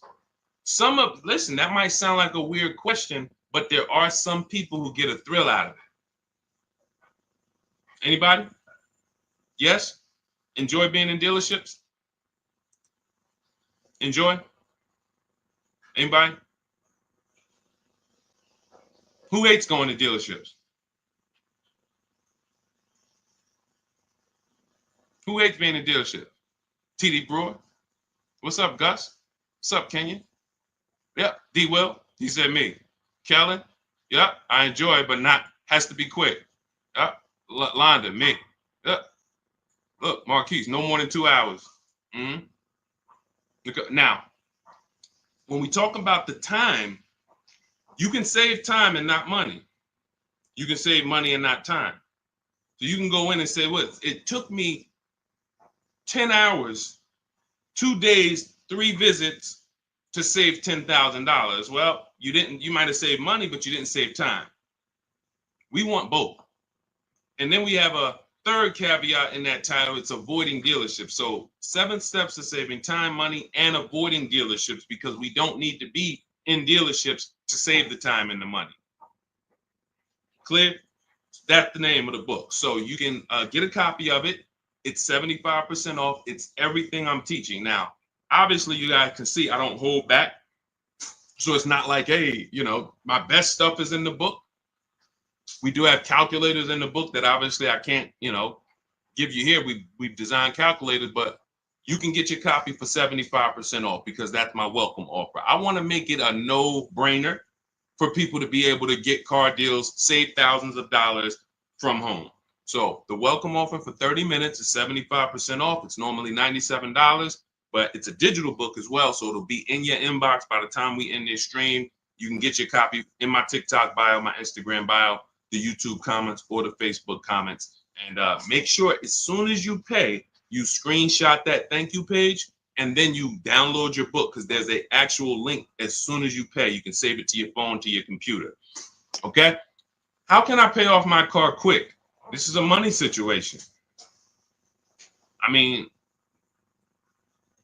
that's a question for Google. You can actually, some people say there's ways that you can make your payment twice a month or on certain day of the month, or I think the whole thing about the way most loans are structured, that whole tell them to apply it towards principal, I don't know if that's still accurate or not, but this is a money situation. So if your payment is $350 a month for 6 years, if you don't pay more than $360 a month for 6 years, then the car is going to take 6 years to pay off. If you have additional money and you want to throw it at the car to pay it off quicker, then have at it. I don't know if there's anything else that I could add to that. Go ahead, Dolan. Let's go. Marilyn Birdman, good to see you. Shout out to the TikTok crew checking in. All right. Do leasing numbers work when we're driving more miles, though? Sure. First person I ever saw had a high mileage lease when I was a manager at Hyundai for 6 weeks. He returned his Sonata. It had 72,000 miles on it. It was a 3-year lease. And when I saw it, I said to myself, I couldn't believe he had leased it. And he explained to me that that's all he did. He was in sales and he was always leasing because he was tired of the negative equity. Negative equity is when you owe more on your car than it's worth. And some of you, every single transaction you do, you have negative equity. You don't realize that the cause is you don't lease. Unfortunately, you're losing money, thousands of dollars, because your cars are depreciating, and then you go and trade them and you take the loss. That's not supposed to happen. See, the things that are normal that you think are normal, I'm here to tell you they're not normal. And there's people, thousands of people that, thank God, they are learned, because they've been hitting you guys with bad information about leasing since the beginning of time. Now, don't get me wrong, leases at some point, at one point, there were bad leases, and they were bad lease structures. You had balloon payments that people didn't know. There were different types of leases, open-ended leases, closed-end leases. Now the leases are set up where it is the best thing in the world if you're not keeping cars 8 years. And if anyone's not keeping cars 8 years and you're not leasing, you are losing thousands of dollars. Facts. I can prove it. I bet if anybody took me on their show and just gave me a whiteboard or a chalkboard and said, hey, can you prove in 10 minutes or less that anyone who's not leasing, but they're not keeping their cars 8 years, they're losing thousands of dollars? I said, man, I don't even need 10 minutes. Give me 6. Because all I'm going to show you simply is the fact that someone like Ansley, who gets a 1% lease, he's paying $554 a month for a $58,000 car. Now, some of you know, let me ask a question to the community. Shout out to the new people. I know we got some first-time people on here, but this is a question for the people. I want to see, maybe we don't know. If we got some people on here that know this, how much is every $100? I gave it away. So every $5,000 that when you're looking at a car, every $5,000 in that vehicle, loan-wise, you're going to pay $100 a month. So looking at this car right here, which is $58,490. Roundabout, that's going to cost us about $1,100 to $1,200 a month. Even before taxes, we ain't put tax on there, but let's just assume, just looking at that $58,000 number on a 5-year loan. 5-year loan, that would cost us about $1,200 a month. So if that number would cost us $1,200 a month, and Ansley's paying $554 a month, how long does you see what I'm saying? I'm literally putting the let me put this image down. As soon as I put those two up, I'm just gonna put the actual chalk down and walk away from the board and let people look at that and let them soak that in. 2 people, both got Infinity trucks. One leases it for $554, no money down. Another person gets the identical truck and leaves the dealership paying $1,100-$1,200 a month. Sit that right there for you guys. And I will let them look at that and say, wow, okay, come up with their questions, because their programming is going to make them say, well, but he's leasing it. And okay, so now let's address the follow-up things. If this person is leasing and paying half of what this person is paying every month, then what stage does the person who bought start to win? And in which case we'd add up those payments, we'd see, and it comes out to 8 years. Because once you put those payments up, it's going to take you so long to catch up with me if I'm paying $554 and you're paying $1,100. That's it. The first thing that should get you with leasing is, wait, I could drive this car for this payment? That's the first thing. There's more to this than that. There's more to this than that. But the first thing that should attract a person, make their ears peak up, is I'm driving that same car and you're spending $300, $400, $500 a month less than me. Welcome, Marilyn Birdman. I see you. Welcome. I see the new follow. Thank you. That should be the first question that comes in your mind is, wait, something's off. So now let me get my questions answered, because if you're driving a vehicle for $300, $400, $500, $600 a month less than me, and I got the same vehicle, now I have questions. Can I drive as much as I need to over the next couple years? Sure you can. Okay. What if I need to drive 20,000 miles a year? Okay, well, the payment goes up slightly, but you're still way less. Instead of being $400 a month less, you're $350 a month less, or now you're $300 a month less. So no matter what, leasing is a play for payments and brand new cars. Every lease you get is a brand new car. Some people ask that. Oh, well, can you lease a used car? Yeah, it's not a mainstream program. 99.99% of leases, you're driving off the lot in a brand new car, paying less than people are paying for used cars. Similar, recent model 3-4-year-old used cars, I'm going to pay less than you, and I'm going to drive a better car than you. That's what we just did. I got my wife, we leased her a brand new QX60, and we kept the pre-owned one. Her payment on the brand new one is less than the pre-owned one. The pre-owned one is 2020. The new one is 2025. What world can you make that make sense for me? First thing is the payment. Then you can understand the rest later. All right, go ahead, Dolan. See, when I see people, y'all remember those TikTok videos that went viral a couple years ago, and they were going into dealerships and they were asking people what their average car payment was? Did anybody see that? Let us know, chat. Anybody see when they were going into dealerships asking car salespeople what their average car payment was? Anybody saw that? Because that's right around the time the information was going viral that the average American car payment was over $1,000. So now it's going viral that they're letting us know that most of, unfortunately, and some of you, we want to get you off of this, are paying $1,000 car payments. So I knew the reason why. It's not just bad negotiations or I don't know how to get great deals. That's one reason. The equally big reason is you absolutely don't understand leasing. And you have been taught, in order for me to get the cars that I want, I have to buy them. And when I buy them, I absorb the cost to buy the whole car. $48,000 is $1,000 a month. You get $48,000 vehicle plus taxes. If you don't know how to get any discount, 5-year loan, your payment's $1,000. That's it. That's the math.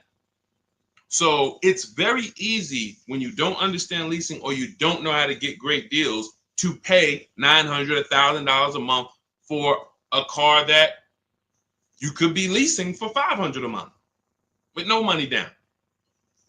And you would not believe how many car salesmen don't know this. That's what brought me to TikTok. I remember, I'm going to tell you this one story and then we'll get back to the questions. I was trying to decide whether we were going to come to TikTok or Facebook. Or Instagram first. This was 2021. And a guy hit me. I was making videos on Facebook, had a couple 100,000 views, maybe 4,000 followers. nothing huge, but you know, and I could see that's when Facebook was dying. It was before Reels. And somebody DM'd me and said, "Hey, this Deshone, it's this guy on TikTok, and he's doing real well, man. He reminds me of you. He like makes these videos trying to educate people about cars and things of that nature. He's a car salesman." I said, "Okay, let me check him out." So I check him out. He's an older guy, and I said, "I like this. God bless. We need more people like this. We need more people who are gonna advocate from the inside to help consumers, you know, realize that y'all are getting scammed." And you need financial literacy, and you need to know how to avoid these huge mistakes. But then I watched about 10 videos, and I was loving this guy. But then somebody asked him a question, and they said, "Hey, could you tell us about leasing?" And so he said, "Nah, you don't want to lease your cars. They limit you on mileage. You know, you're going to get a ton of fees when you drop it off in 3 years. Just buy your cars." God bless. That was my decision right there made. I said, I'll be on TikTok tomorrow. Because I said, if this guy has 160,000 followers and this is what he's teaching people, oh no, Lord, we got to get here. And began to teach, and we have balanced toward leasing and purchasing for the last 3 years. And so this is what's out here. That's a car salesman. That's a guy who's in the business every day who has no idea about leasing. So if the people who are supposed to be helping you make great financial decisions aren't trained, you better be trained. Pay attention to what I just said. If the people who you're trusting with 50, 80, $30,000 of your money, you're trusting them to help you make a great financial decision, and you don't know if they're trained, and many of them are not, you better be trained. You better be trained. And that's all we do here. You use what we teach, you'll be mistake proof. You can't fail unless you just go rogue and say, I'm just gonna go back to go into the dealership. All right, God bless you. Go back to the same results. All right, Ruth Thornton, can your plans be used for less expensive cars, say a Compass? 100%. You can see right here, India got her $365 a month lease on her Hyundai Sonata Limited. On her Hyundai Elantra Limited. This was a vehicle, she originally was looking at a Toyota Corolla. She didn't like the lease program. See, what you got to understand about shopping for leases is you can't control the lease program. It is so easy to save money on new car purchases. Used cars, simple. Because there's nothing but find the dealer with the best deal. That's simple. We use the internet. So like I said, if you can't use the internet, if you're not comfortable with a computer, then I'm sorry, this isn't for you. But if you can use the internet, then you can put that back up, Dolan. If you can use the internet, then you can continue to get the deals we get, but when it comes to, hold on one second. You can throw that question back up, Dolan. Let's just keep that on the screen. So, but when it comes to lease programs, you need, there's something we can't control, which is, what is the rate, the money factor, the residual? If it's bad, it's going to lead to a bad lease deal. It doesn't matter. We shop. This is my recommendation. You don't have to listen to it. You're an adult. We don't make a decision before we see 5 offers on a lease, because you never know where the bottom of the market is on a car. So we want to see 5 offers when we buy a new car, when we see a lease. So we do it from home. If you want to do it your way, you don't have my book, you can call around, talk to sales managers, try to get 5 offers, because what you're going to see is they're going to be totally different. People are going to take off different amounts. But when it comes to the lease program, you saw that India, she was shopping for a Toyota Corolla and she got all her offers, and she identified it was a bad lease program. That means all the offers are break the 1.5% rule. It's not a dealer's fault. So we're not going to get too complex, but you got to understand, with a lease, it's not like a purchase. There's a bank that we use, and if the bank has a bad deal, it'll almost be like that. It's not like interest. It's a bad lease program. So she ended up going to a Hyundai Elantra Limited. So that's the one with the nice features, $28,000 vehicle. She gets it for $365 a month, sign and drive. So it doesn't matter. Jeep Compass is right around, maybe I think it's a little more expensive than that. I think it's 32, 33. We've used this for everything. We've had people get Rogues, we have people get CRVs, we have people get, BMWs, Jeep Grand Cherokees. Raphael got her Jeep Grand Cherokee, $549 a month, 54,000. We've had Kimberly get her Maserati. She saved $20,000 off of it. You can see right here. Look, she got her Maserati. This was literally, it took off $20,700 for her, brand new. So it's for everything. Somebody asked earlier in the show, is this for like, exotic cars? Can we use this for like exclusive cars? For sure. Bentleys, doesn't matter. Doesn't matter. Competitive shopping is what you look. Don't overthink this. It's competitive shopping. That's all it is. We just have a formal system for competitive shopping. That's what it is.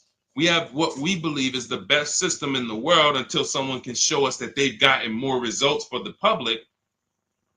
We have the best system in the world for getting multiple offers and creating competition in the car market that benefits us. So you could throw any car in there, system is going to work. So everything that we teach is out of my new book. If you guys are like, Deshone, this is a lot. Can you give me the step by step? Can you give me the playbook to where I can look at this and kind of go through my checklist? My book is written as a checklist. It's a digital book, and you can. It's called Cars from Home: 7 Steps to Saving Time, Money, and Avoiding Dealerships. And it's normally $97. You can get a copy for the next 30 minutes for 75% off, which is $24. So if you get, that's my welcome offer to you, but it's only for 30 minutes. So if you grab your copy, you can go to my TikTok bio, my Instagram bio, the Facebook comments, or the YouTube comments. We have a link there, and you can activate your 75%. Now, for those of you who are like, Deshone, I see you sharing a lot of pictures. Where are these pictures from? This is from our private group. I've been coaching people through our courses since 2021. We created our Cars from Home Done With You, because some of you have a different learning style. You like, instead of reading, you prefer step-by-step videos, short videos, 3 minutes, 5 minutes, to walk you through the process. And then you want community that can support you. We have our private Facebook group with I think we got about 1,500 people, almost 1,600 people in there. And then we do a coaching call twice per month, every, first and third Wednesday. We jump on a Zoom call so people can get their questions answered with me. So if that's your style, you'll see the link there. You can just hit Shop with Deshone. Now, you do have to qualify for that. That program's not for everyone. But if you click there, go watch the video, and you can see if you qualify for that. So I don't care how you save the money, how you eliminate the anxiety. If you find a more creative way than the Cars from Home system to buy cars and guarantee that you got the lowest price in the market, from home, then God bless you, do it your way.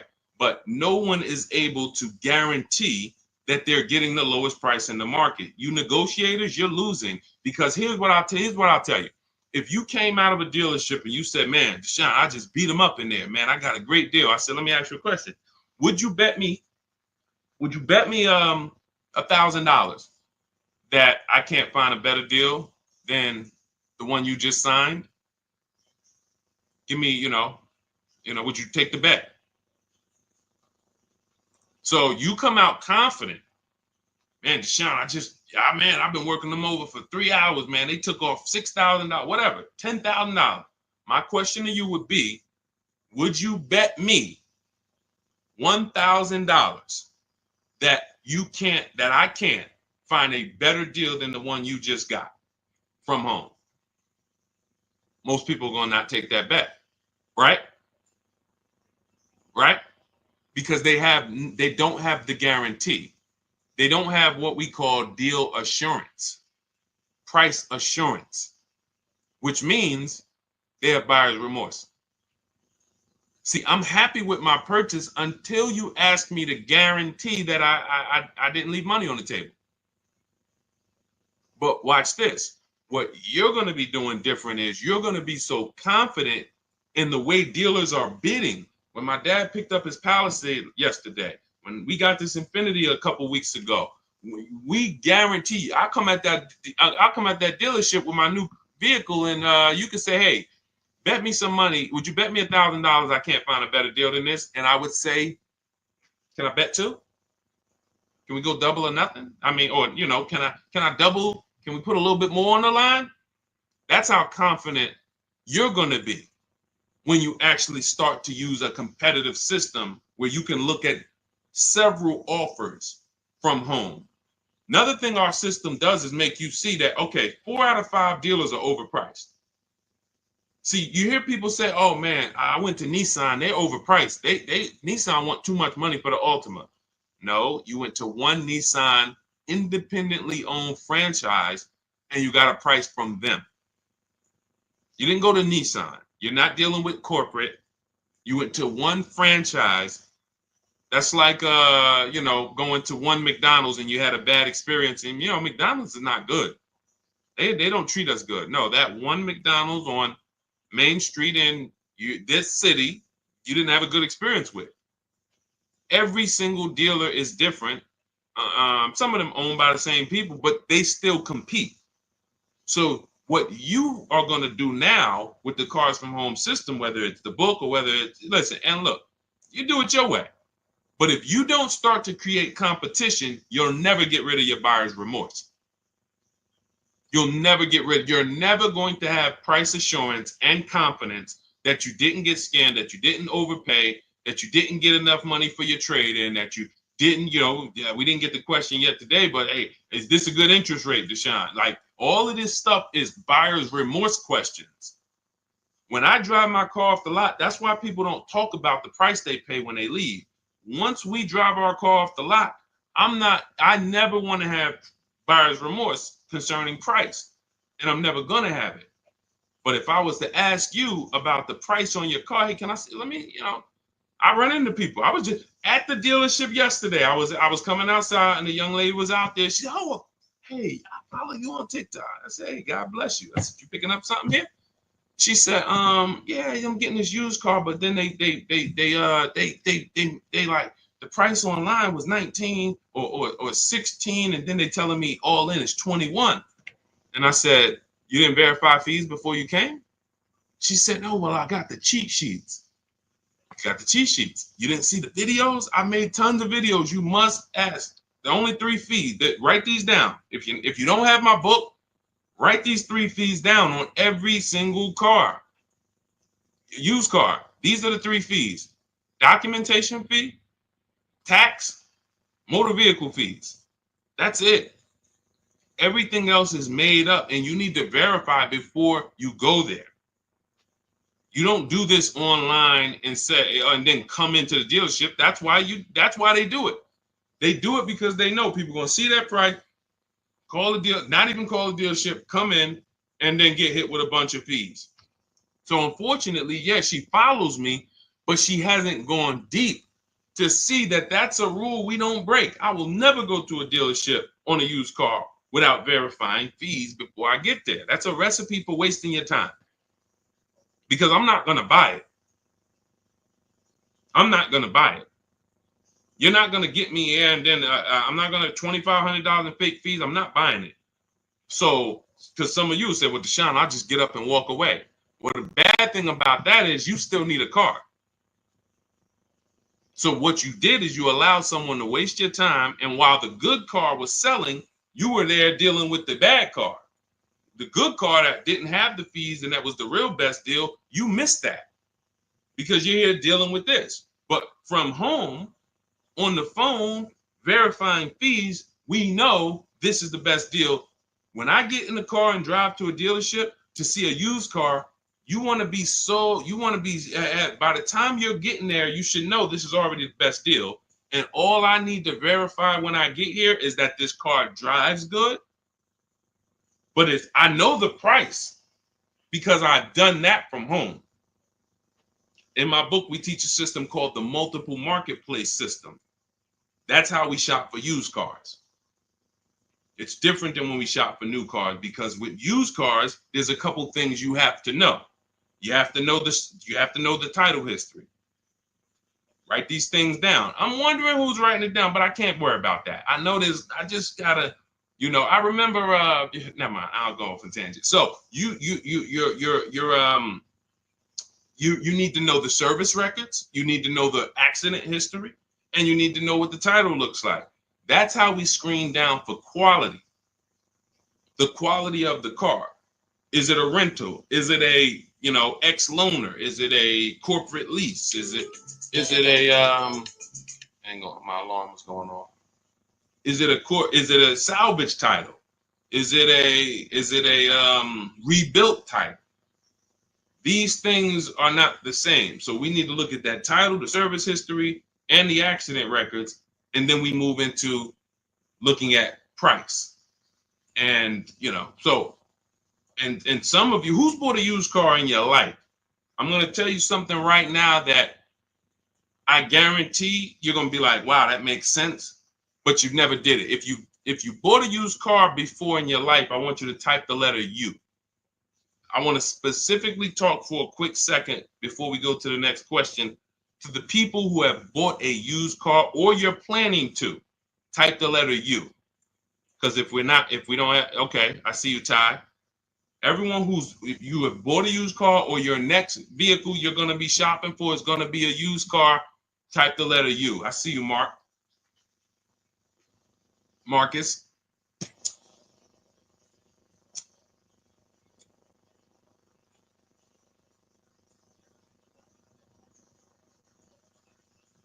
Okay, just a couple people. When you look at a used car, the most important thing to determining if you're overpaying is to know the original price. I'm going to tell you what I did with my used Infiniti that we got a couple years ago, and you'll see why this makes sense. When I was narrowing my search, I told you how we narrow the search. We narrow it from accidents, service records, title history, but then we narrow it down. You put your mileage in there. Narrowed it down to 4, and I was looking at 4 white Infinitis. They look similar, and they were all between 30 and 32,000, so they're pretty close in price.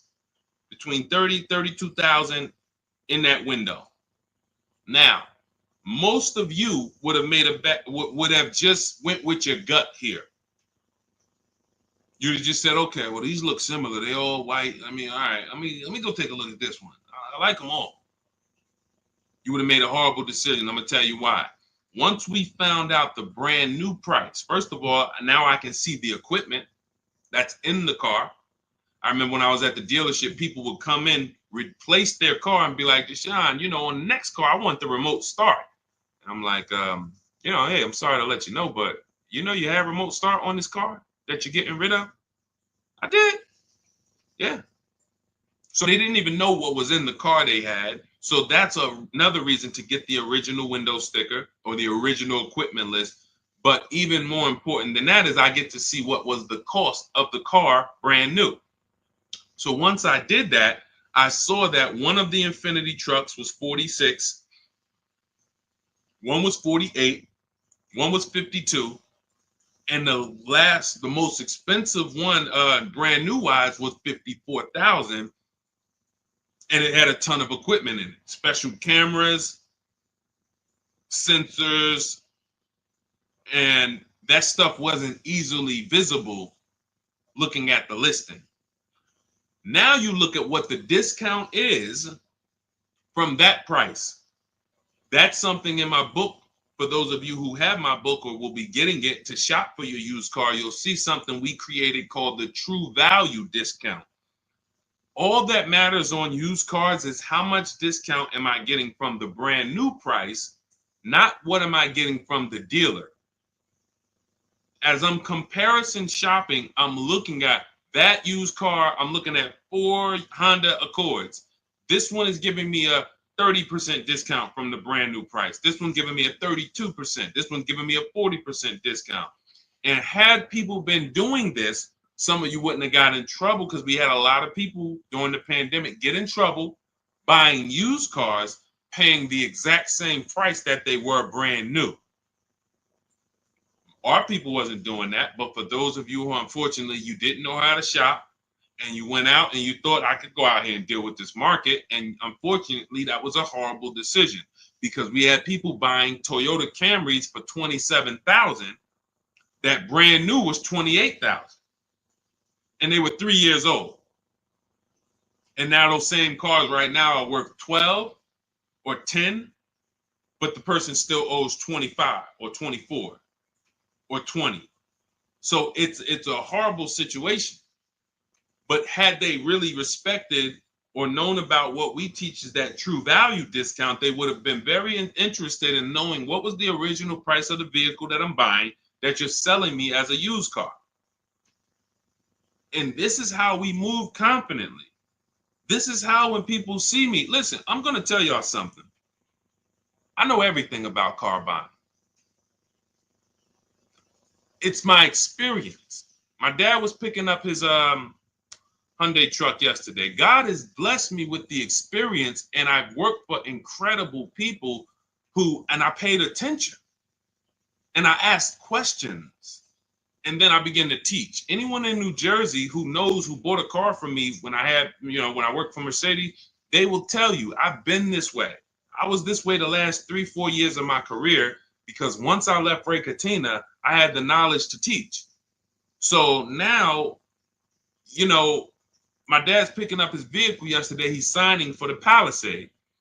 And he calls me, he said, Deshone, I thought you said the first month's payment was included.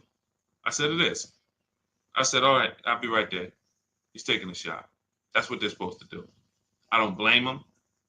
All the best finance managers take a shot. What does that look like? Hey, okay, Mr. Jones, okay, perfect. Yeah, your monthly payment every month is going to be $439, and then you're putting $3,000 down. How do you want to pay the first payment?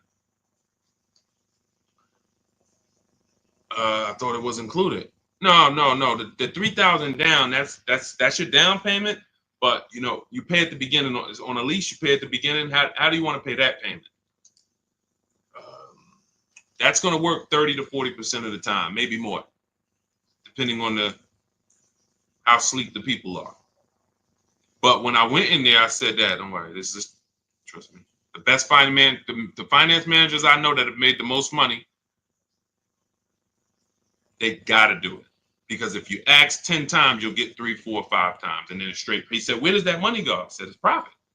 So wait, that's just that. So if they get you to pay that $400 or $500, I said $400 or $500. When I was at Mercedes, the first payment on some of the cars was $1,200 a month.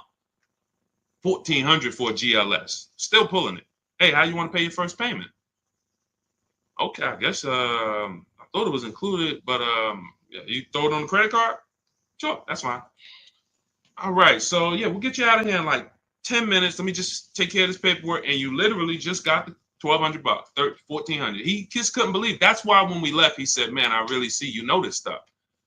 That's my experience. I've been in this since 2006. I've got more time in dealerships and in finance offices and things that isn't. And I ran my own. So when I'm giving you the game and you say, "Man, I get to access what this guy knows for $97 in his book," or if I get there and get a copy before the welcome offer expires, I get it for $24. That's why I said at the beginning of the show, we're trying to get you to believe in yourself. This is step by step from home. No one can bust into your house and say, "Hey, put that book down. What are you doing using this guy's stuff?" So you just have to believe in yourself because we're winning. I'm winning. I'm the person who they call for cars. My family still do it, but everyone who knows me, look at JC. These are people who, once you see, wait, I can't get this anywhere else. Then we can start to get you in the mindset to just believe that, okay, let me just trust that I can actually succeed using this so that I can start to enjoy my car shopping. That's really the name of the game. It's a shame for you to spend $10 to $100,000 on a vehicle and you just tolerated the process. We enjoy it and we love the deals. All right, so I don't know how I got on that, but that was good. So, all right, Dolan, throw up another one. Let's see what we got. I wish I knew this before. What am I paying for my Audi today? I could have leased a Porsche. JC, I like that. Hey, listen. JC said, I wish I would have known. Unfortunately, JC didn't know about leasing. And again, I would say, JC, 17 million new cars are sold in America every year in a healthy market. 40 some odd, maybe 42, 45 million are used cars are sold every year in a healthy market. We know that number, because you can only lease a new car, that 17 million number, if we was to ask those 45 million, how many of you are keeping your cars 8 years? I would say on the low side,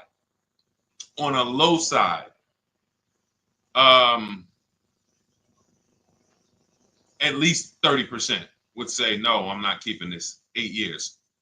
So that means out of that 45 million who are buying used cars, or you take some of the 17 million that bought brand new, but I feel like that 17 million new cars every year should be like 30 million. It should be at least another 10 million people who are leasing because they're not keeping their cars, but they just don't know how much money they're losing. And your story reminds me of my neighbor. My neighbor, he had a Kia Telluride, the Kia truck, the Kia SUV, and he was financing it. So $44,000 vehicle. So his payment is it's over $800 a month. If you're not doing any money down. Now, again, I don't know if he put money down. I just know he might have put 10, 15, 20 grand down and dropped his payment. But if he didn't, but that vehicle is $800 a month, $45,000. Even if he took a 6-year loan, that's $800 a month. Wife totaled the vehicle, had an accident, car gets totaled. He says to me, Deshone, we just met. We met in the last, 18 months. So he was like, when I bought the car, I didn't know about this 8-year rule you teach. 8-year rule is step 1 in my book. Our system, the Cars from Home system, is 7 steps. The 8-year rule is step 1. The 8-year rule just says if you're not buying your next car to keep 8 years, if you're not keeping your next car 8 years, you should be shopping for a below market lease, not a purchase. That's the 8-year rule. If you are keeping your next car more than 8 years, then you should be shopping for a below market purchase. So he said, I didn't know about that. And but I'm not keeping this. I don't keep cars 8 years. So, he said, so I think I'm gonna shop for a lease on this Telluride. Again, he's in a rental because his wife totaled the Telluride. He wants another Telluride. But he gets so he decides to lease, and then he uses the system. Sorry, I just just threw me off there. He uses the system. His new Telluride he gets for under $500 a month. Under $500 a month. I think he originally got it for like $497. Then he put a little money down because he wanted it to be like $479, if I'm mistaken, or maybe he lowered the amount. His final payment is $479. He did not listen. You don't have to convince his wife or him anymore about leasing. When you were just driving a vehicle that you weren't going to keep anyway, that when you went to trade it in, you would have had little to no equity, maybe even negative equity. So you're going to pay all that money, $800 a month, go to trade that vehicle in 3 years, break even. So you didn't get anything back from all those thousands you put into that depreciating asset. Now, I'm in the same vehicle. In fact, I'm in a 2025 and I'm paying $479. That's what we said 30 minutes ago. Leasing is the first thing that should make, like you just saw JC. That's why we had JC's comment up, because this story is about him. He said, what I'm paying for my Audi that I finance, I could have leased a Porsche. And we've had several people who got who came into, I remember Crystal's one of them. She got a Porsche Macan, and she got hip to leasing, JC, but she didn't get hip to competitive offers. So she was watching some of my stuff because she was shopping for the vehicle to buy, and then she got hip to, okay, I want to lease, and then she started looking at the lease offers, and I think they wanted like $1,200 a month that they had quoted her. She comes in, she gets her competitive offers. She gets it down to, man, let's see, can I find Tracy? It'll take too long. I'll share her on another stream because it's a bunch of, I don't usually share stuff from like last year, or because we have people, you know what I'm saying? We're in the market every day. So we're talking about 2024s, 2025s. You know what I'm saying? But I can pull a story from 2023 or from some 2022, you know. I always use Bonita as an example because people be like, yo, the market's bad. Can we get good deals? When, listen, we were in mid-pandemic when people were paying. I remember during the pandemic, if you know anyone who had a Kia Telluride during the pandemic, they were paying upwards of $5,000 and $10,000 over a sticker to get them. Some people still have them and are still buried in them because that's how much they overpaid to get these vehicles. Meanwhile, Bonita came in, no money down, got a Kia Telluride, her dream vehicle, she said $600 a month, sign and drive. That was in the world's worst car market. We were still getting people posting cars and getting deals. So it's just, that's what we call deal structure. These are deal structure mistakes. So you could be the best negotiator in the world, but without competitive offers, you're going to overpay. You could also get competitive offers, but without the right deal structure, you're going to overpay. Deal structure is, am I supposed to lease this vehicle or am I supposed to buy it? And if you just remember the 8-year rule, ask yourself that question, am I keeping this next car 8 years? If you are not, then if you purchase, you lose. Even if you buy a used car, because I know some of you, I know the thoughts, I know what you're thinking to try to get yourself out of, you know, embracing this new teaching. Because you're like, Deshone, no, I just taught against leasing. I just taught that I shouldn't do that. I'll get a used car though. So don't I win if I get a used car? I got this. I was going to replace this 2020 Infiniti truck that I got. I got a great deal on it. It was $54,000 brand new. I got it for $31,800. It was a 42% discount off the brand new price. It was the best 2020 Infiniti truck in the market at the time. It had a bunch of features for the same price as all these other cars that didn't have them.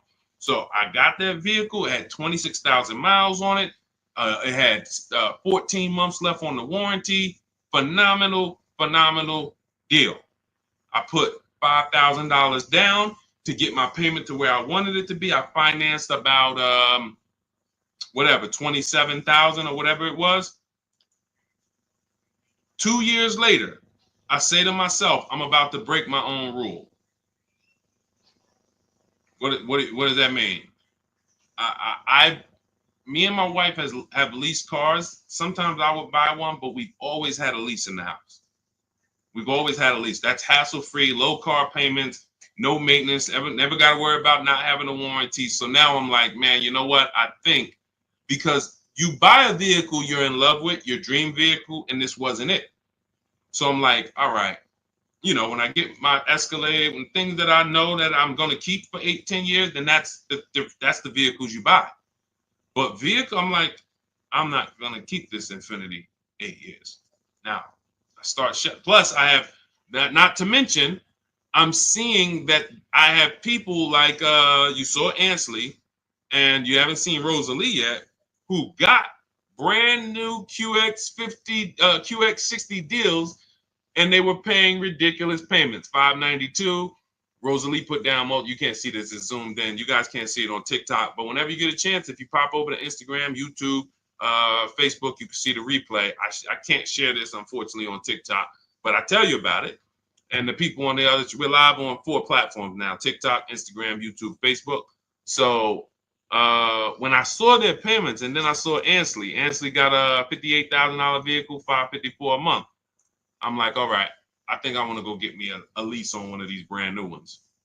So I got my lease. I put $1,200 out of pocket, $499 a month, $54,000 vehicle. But I went to, some of you guys know we don't trade cars. We get bids. I got bids from whenever you want to find out what your car is worth. These are the 6 websites you go to. You do not go to kellysbluebook.com. It's trash. CarMax, Driveway, Carvana, KBB Instant Cash Offer. You want cash offers. You want people who will buy cars every day, thousands of cars a month, making cash offers for you to see what your vehicle is really worth. And they pay more than most dealers. But KBB Instant Cash Offer, that's going to get you a local dealer's bid. AutoNation gets you a local dealer's bid. Car Gurus get you a local dealer's bid. Carvana, CarMax, and Driveway. 6 offers. So I get my offers, and then I get my payoff, and what do I see? The same. My vehicle's break even. Break even. Now you might say, well, if you break even, ain't that good though? Because you know you could get out of the vehicle, you don't have no negative equity. What happened to my $5,000 down payment?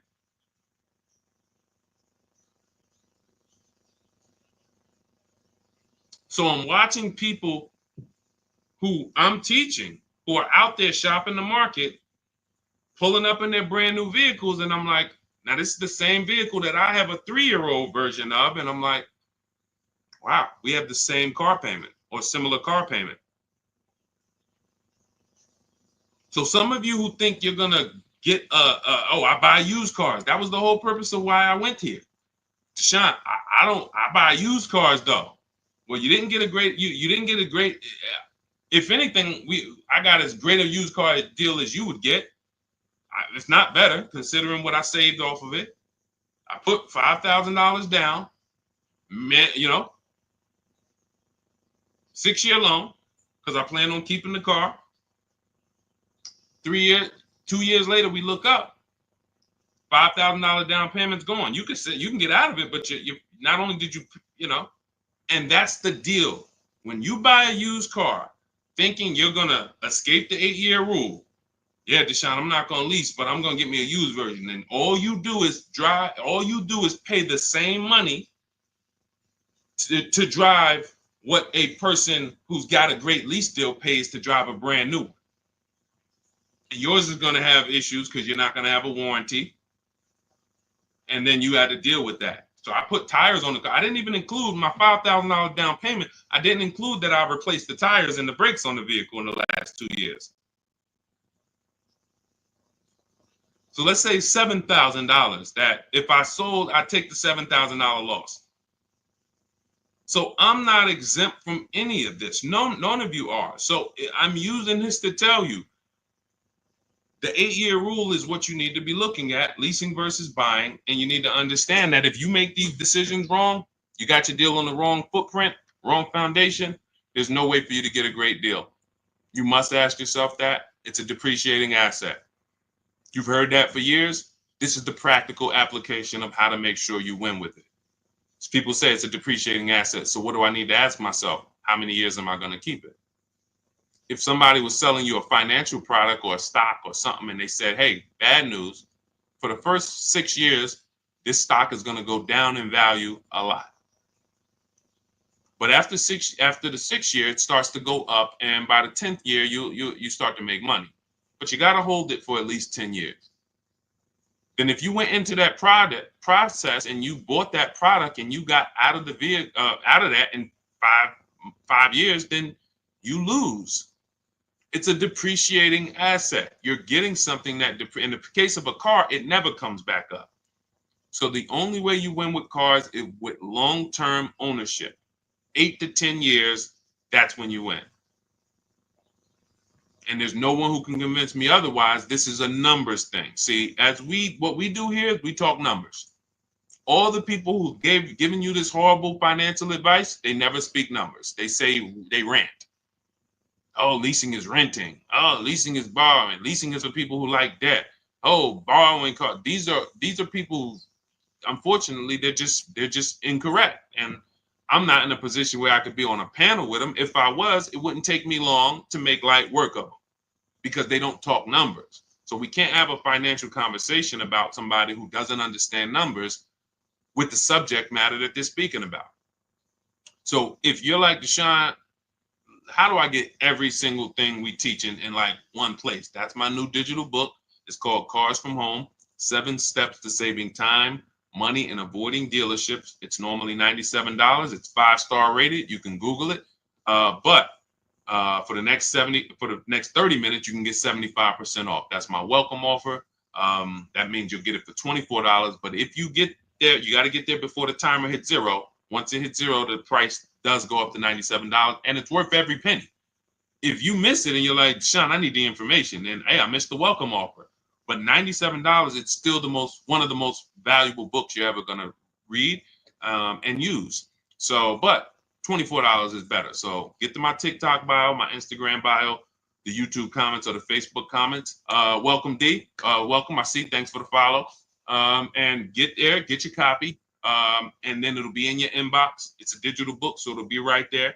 And just follow it step by step. Don't jump ahead. Stay on your path. There's paths in there for everybody. People with bad credit, people who don't know how to negotiate, people who you need to stop negotiating because you can't negotiate your way to a below market deal. You can only get bids.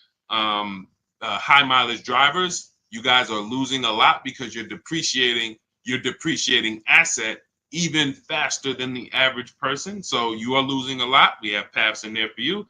And then, of course, our system for leasing, purchasing, and buying used cars is all in there step by step. So go grab your copy. 75% off in my TikTok bio, the Instagram bio, the YouTube comments, or the Facebook comments. For those of you who are like, you would rather work with us and try to see if we can qualify to shop together, just click that button that says Shop with Deshone. That's for you who are like, you rather watch videos instead of reading. You prefer 3 to 5 minute step-by-step videos, and you prefer a community. We have a private Facebook group. That's when you see all of these people that I post their cars, they upload their cars and their deals to our private Facebook group. It's called it's called a graduation. So the first time you get your car using the Cars from Home system, you're a graduate. And then after that, you're an alumni. And we just had Sheree. Sheree is probably our most successful alumni. She just got her 4th car. She joined us in 2022, and she just said she's seen things get easier and easier. And when you join the Facebook group, you'll see her like right at the top, 4th car. So this is the world we want you to experience. Peace of mind and really, So if that's something for you, you can click that button in those same links that says Shop with Deshone. See if you qualify. And other than that, we'll be back on another stream. Thanks for checking in. God bless you.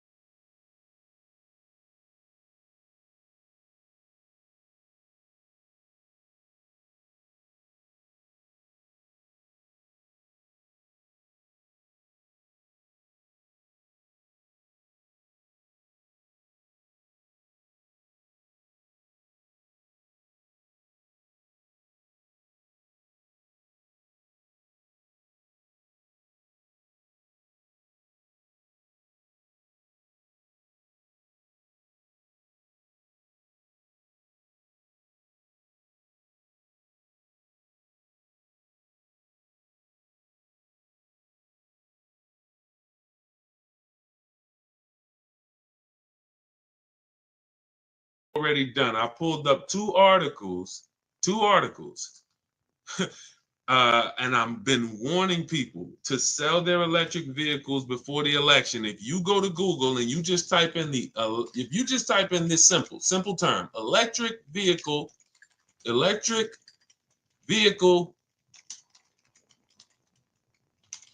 market Trump, just type that in, see what happens. You're going to get a bunch of articles that pop up telling you how bad electric vehicle values have been just since the election. Because legislation created the electric vehicle market. It didn't come out of nowhere. The electric vehicle market did not come, oh, all of a sudden the world just wants electric vehicles. Legislation created it, and legislation can destroy it. Legislation can hurt it. So when the future of legislation is no longer geared in electric, then that means the value of everyone who owns an electric car, your value goes down by thousands. Like it's plummeting. It's plummeting. So the real aspects of what we're here for is to let you know that if y'all don't start making great decisions with these cars, you are going to continue to lose thousands and thousands of dollars. And this is money you can't see because people have taught you, well, don't take car buying that serious. It's just a car. Go out, do it on the weekend. You went out to go to the grocery store. Somehow you ended up at a car dealership and you just bought a car. When you treat car buying like you bought a TV, you can't win. You're going to continue to get average deals below above market deals. You're going to continue to lose thousands of dollars. So shout out to the people who tap in. Shout out to the people who are locked in. Old Souza, anyone who has an electric vehicle, you should be assessing the value now, unless you plan to keep. Now, I told y'all in this video, Tesla was going to win. It wasn't even a question. Tesla was going to win. So it wasn't. It was all about Elon Musk saying, okay, if I could, Elon Musk just eliminated most of his competition. Brilliant move. Brilliant. Because he understood what drove the market. He understood. And you guys can start typing your questions. We'll be on here. Anyone who's car shopping, start typing your questions, and we'll get to as many as we can in the next, next hour or so. But Elon Musk understood. What brought my competitors in was legislation. I was in this game before anybody was. I have a brand. Tesla's a brand. It's not just an electric car. It's a brand. But the reason why Tesla's value started tanking, if you just Google before the election, Tesla's resale values horrific, the worst of almost any car. He started saying, all right, the competition did that. There's more options. He got 90% of his competition out the market. And it's a great move. From a business move, people are not going to make these electric vehicles. They're going to focus on gas. They're going to focus on the things that they used to, making better emissions, smaller engines, turbochargers, better fuel economy, just like they used to, and they're going to say, oh, thank God we're done with the electric. We're done with needing to do this liability stuff. All of these, it's the getting to the electric market, developing these things, batteries, and how they're going to be sustainable in the long run. Why the heck do we want to do that? I worked with Mercedes for 5 years, General Motors for 5 years. They didn't want to do that. They wanted to focus on making great cars, great fuel economy. That's why they got rid. Who remembers the V8 engine? Rest in peace. What's up, Serenity? What's up, Silent Storm? Who remembers V8 engines? Some of you, if you were in the car business or if you're old enough, you remember. If you're 20, 25, you don't know. You very rarely, I mean, you might know about the Hellcats. I don't even know. Are the Hellcats and the Demons still V8 even? Some of these vehicles are getting 600, 700 horsepower. Are they V8 engines? Somebody let me know. Somebody let me know. If you know somebody who has a Hellcat or a Demon, or because I know the AMGs, when we worked for Mercedes, the AMGs, which were always 5-liter and up V8 engines, you started seeing AMGs that were twin turbo V6. Why? Because they wanted to make cleaner, better vehicles for the environment, better fuel economy. That was their focus. The electric thing, they hated it. They hated it. It's expensive. The research is expensive. The liability is huge. We could burn somebody up with our car, start a fire. Why the heck we want to do this? And that's why they're going to be out the game.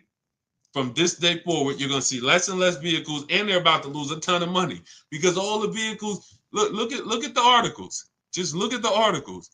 All the vehicles that they're sitting on are almost worthless. Look, and Trump already said, forget about these electric incentives. they're going to sit on and lose tons of money on all this inventory. And they're going to look back and say, dang, that electric vehicle wave was a nightmare for us. Thank God it's over. Which means what happens to the people who own an electric vehicle? Sucks for you. Sucks for you. So that is what we do here. Everyone who was willing to listen, oh, you're going to win. You're going to win. So who's car shopping right now? What's up, JT? I see a lot of people checking in on TikTok. Good to see you, Humphrey Holiday, Ricardo Ramirez. Hold on, I see important time-sensitive question for you, Deshone, over on the private page, please. Okay, you got it. You talking about the group page? Definitely. Who's car shopping right now? Who's car shopping right now? Let me know. Or you will be. You'll be car shopping. Does that mean hybrids also? Sugar mama, I think the value is in gas. So I think as long as you have the option for gas, you're good. When you don't have the option for gas, that's where the value is tanking. So I don't see this affecting hybrids. It's a great question. It's a great question. So who's car shopping? All right, I see you. I'm car shopping right now. I see you, Brandon. All right, I see you, Trust and Main Salon. Who's car shopping right now? In the spring, exiting a lease Hyundai. Okay, perfect. Okay. So who understands leasing?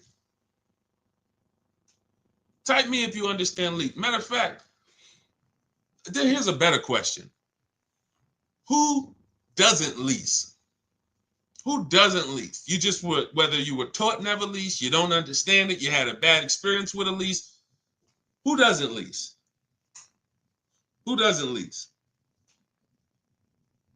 Because I am seeing that, thank God, a lot more people are being exposed to new knowledge. I drive too much and I have a dog. See, that doesn't matter. See, the best thing we can do right now is understand every way to acquire a car. Because how have I've kept thousands of dollars in my household by knowing all the ways to get cars. I'm going to tell you what I mean. When I was 22, I leased a Pontiac G6. I worked for Pontiac. I worked for General Motors. So I leased a Pontiac G6. It was $256 a month. Brand new car. My next lease was an Infiniti G25 for $310 a month. $310 a month. 30-something $1,000 car. My next lease was a Q50 Infiniti, $45,000 car. It was $325 a month. My next lease was I had 3 Q50s in a row. I had one the first year it came out, 2014. Then I had a 2016. And then I had a 2019. 3 Q50s. Payment was $345, $365. And I think my last one was like maybe $390. Never over $400. Why is this so important? I watch my friends drive garbage for $500 per month. And when I say garbage, I mean vehicles that were, let me give you an example. And I don't mean, let me be clear. This is how big of a difference below market leases are, because people don't know how to get them. Somebody was on my page earlier talking about, hey, these lease prices that he talks about getting are not possible. They're not possible for you. I said, bet me $1,000. I said, you want to bet me $1,000? Jump on my live today. Bet me $1,000. I won't show you 20 people who are getting the same below market lease prices that I talk about. Danielle, Kimberly, Charles on his Palisade. Look, Zafrina on her Jeep Grand Cherokee. Melissa on her Hyundai. Jen. I never heard from them. Why is this so important? Because when you buy a car, you're buying the entire car. You have to pay the entire car, and it's expensive. It's expensive. The reason why, when I watch my friends who had a Toyota, she had a Honda Civic, and she was paying $500 a month because that's what it cost. She didn't get a bad deal. A $23,000 Honda Civic costs $500 a month. That's a norm. That's what it costs. Every $5,000, some of you guys know, is about $100 per month. So she's paying $500 a month. I'm driving a $21,000 Pontiac G6. I'm paying $256. Who understands? Who understands that for any family, paying $256 a month versus $500 a month, it matters. Now, if she was paying $500 a month and she was driving a much more expensive vehicle than me, that's different. We're driving a similar price vehicle. But for some reason, you were taught to buy your cars. Now, there's a place for people who buy cars. We're going to get there. Because some people say, oh, Deshone, should everybody lease? No, they shouldn't. We'll get to you. We'll get to the people who should not be leasing. But we don't have a problem in this country with people leasing when they should be buying. We don't have that problem. Thank God I get to talk to 2 million people all across my 4 platforms. Between TikTok, Instagram, YouTube, Facebook, we got 2.3 million followers. We've been talking to thousands of people for 3 years. I get data. We do not have a problem with people who are leasing, but they should be purchasing. We have a major problem with people purchasing who should be leasing. Major problem. Friend of mine who met me about a year ago, he lives in my neighborhood. He had a Kia Telluride, $45,000 SUV. He's paying about $800 a month. He didn't get overcharged. That's what it cost. Unless you put a ton of money down, that's what it cost. He totals his vehicle. His wife totals it. He said, Deshone, I noticed this 8-year rule you teach, which is if you don't keep your cars at least 8 years, you should be shopping for a below market lease deal, not a purchase. He said, well, I don't keep my cars more than 8 years. I said, so what's your next move? He said, so I should be shopping for a lease. I said, exactly. He shops for his lease. He had a 2022 Kia Telluride. Paying what? What was he paying? Let me see who's paying attention. What was he paying? Y'all know we dialogue here. If you're new here, we'll do a welcome shout out to the new people. But I'm talking to the people who tap in. You know we dialogue. You got to stay close to your keyboard to get a lot out of what we do here. To the people who want to save their money. There we go. 800. Thank you, Sugar Mama. Thank you, Deshone. Thank you. I see you. So he's paying 800. Vehicle gets totaled. See you, Dark Star. He says, all right, Deshone, I'm going to shop for a lease. His best deal when he used our system, he reached out to 25 dealers online. He got more than 5 offers back. His best deal was $479 a month.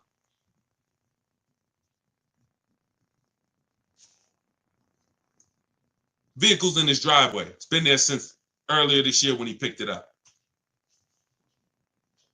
You understand? Do you think he needs any more convincing? He was driving a 2022, paying $800 a month. Fortunately for him, his vehicle gets totaled. Thank God his wife isn't hurt. Why do I say fortunately? Because he would have been stuck in a 5-year contract paying $800 a month for another 3 years. But now he's paying $479 a month, and he gets to keep $300 per month in his household. He didn't downgrade. He changed his structure. Who should be purchasing that? Long-term people. 8-year plus. Because when somebody's paying $300 a month less than you for the same car, it takes you a very long time to catch up to them. You got to pay off your car, keep it, because one thing about a lease is you're always going to have a payment. So you're always going to have a payment. So eventually the person who keeps their car a long time, 8+ years, they're going to catch up. Sugar Mama, after the lease, you lease again. See, that's the thing. After I leased the Infinity for 3 years, I went and I got another one. And then I went and I got another one.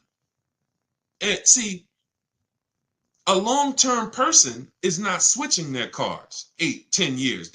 Who has a car outside they've had for at least 8 years?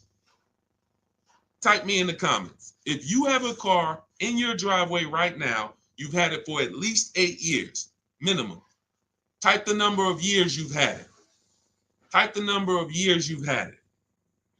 Now we're starting to see what we're going deep on the first start of this stream is the foundation of how to get cars. And if you are buying when you should be, type how many years you've had the car. Okay, I see you've had it for 8 years. I see you, I can't see your name, it just says user. If you have a car, because the best thing you could understand before we go out to get great deals is, should I be leasing? Has nothing to do with miles. We're going to get there. Nothing to do with how much you drive. Has everything to do with how long you keep the car. Yep, we'll get there, David. Yep, 30,000 miles a year, no problem. It has everything to do with how long you keep the car. Shout out to the sharers. It's time to hit the like button if you're enjoying what we're doing. Hit the like button. Appreciate you. If you're on TikTok, you know you guys like by double tapping the screen. Every time you double tap the screen, you run the likes up. So think about that. Okay, you got people on here who has, look, Arliss had a car, 14 years old. It's a 2010 QX56. Sugar Mama has a car that she's saying she had it for 8 years. Stuart Wilson on YouTube, I see you, 8 years. Okay, Facebook, I see you. It's not showing me your name, but it says you're at 8 years now. Okay, now, when that's the strategy, you're not thinking about leasing. If that's your strategy, all you should be thinking about is, I got to make sure I get a below market new car or used car deal. That's it. I got to make sure I pay less, make sure I don't overpay for my loan. If I'm getting a loan, make sure I get the lowest interest rate. That's your deal. You are not thinking about leasing if you are keeping the car long term, because the reason why we lease is to avoid what I call, remember this, who knows what this is? If you've been on our broadcast, every time I bring this up, type one word. What does this represent? I might have a bunch of new people on here, so I'm not going to assume everyone knows what this represents. This right here is a word that begins with a D. Begins with a D. First person to type it in, you got a free copy of my new digital book, Cars from Home, 7 Steps to Saving Time, Money, and Avoiding Dealerships. Who knows? When I break this out, this is what you think. Every time we talk about buying versus leasing, this is what you should be thinking of. Let me go on Instagram because I can't even see the comments on Instagram. Let me see if anybody knows, because I want to give Instagram a fair shake to see if they got it. Hold on. Hold on, I'm coming to you. Okay, hold on, Stuart. Well, hold on. Now, Facebook, it's not showing me your name. Hold on. No, Maurice Johnson, you put depression. You know, that was close. I want to say, I can't say who got it first. I can't say who got it first. Because Facebook user, you typed it in depreciation. It's not showing me your name. Yes. Thank you, thank you, thank you, thank you, thank you. I can't say, maybe I got to look at all the comments. I think it says you Facebook user, but it's not showing me your name. And I think if you message me in our private group, then that means you already have the book. Look, Stuart Wilson said, I got the book, give it to them. So thank you for the people who actually, know that, whether you got my book or whether you've been on the previous live.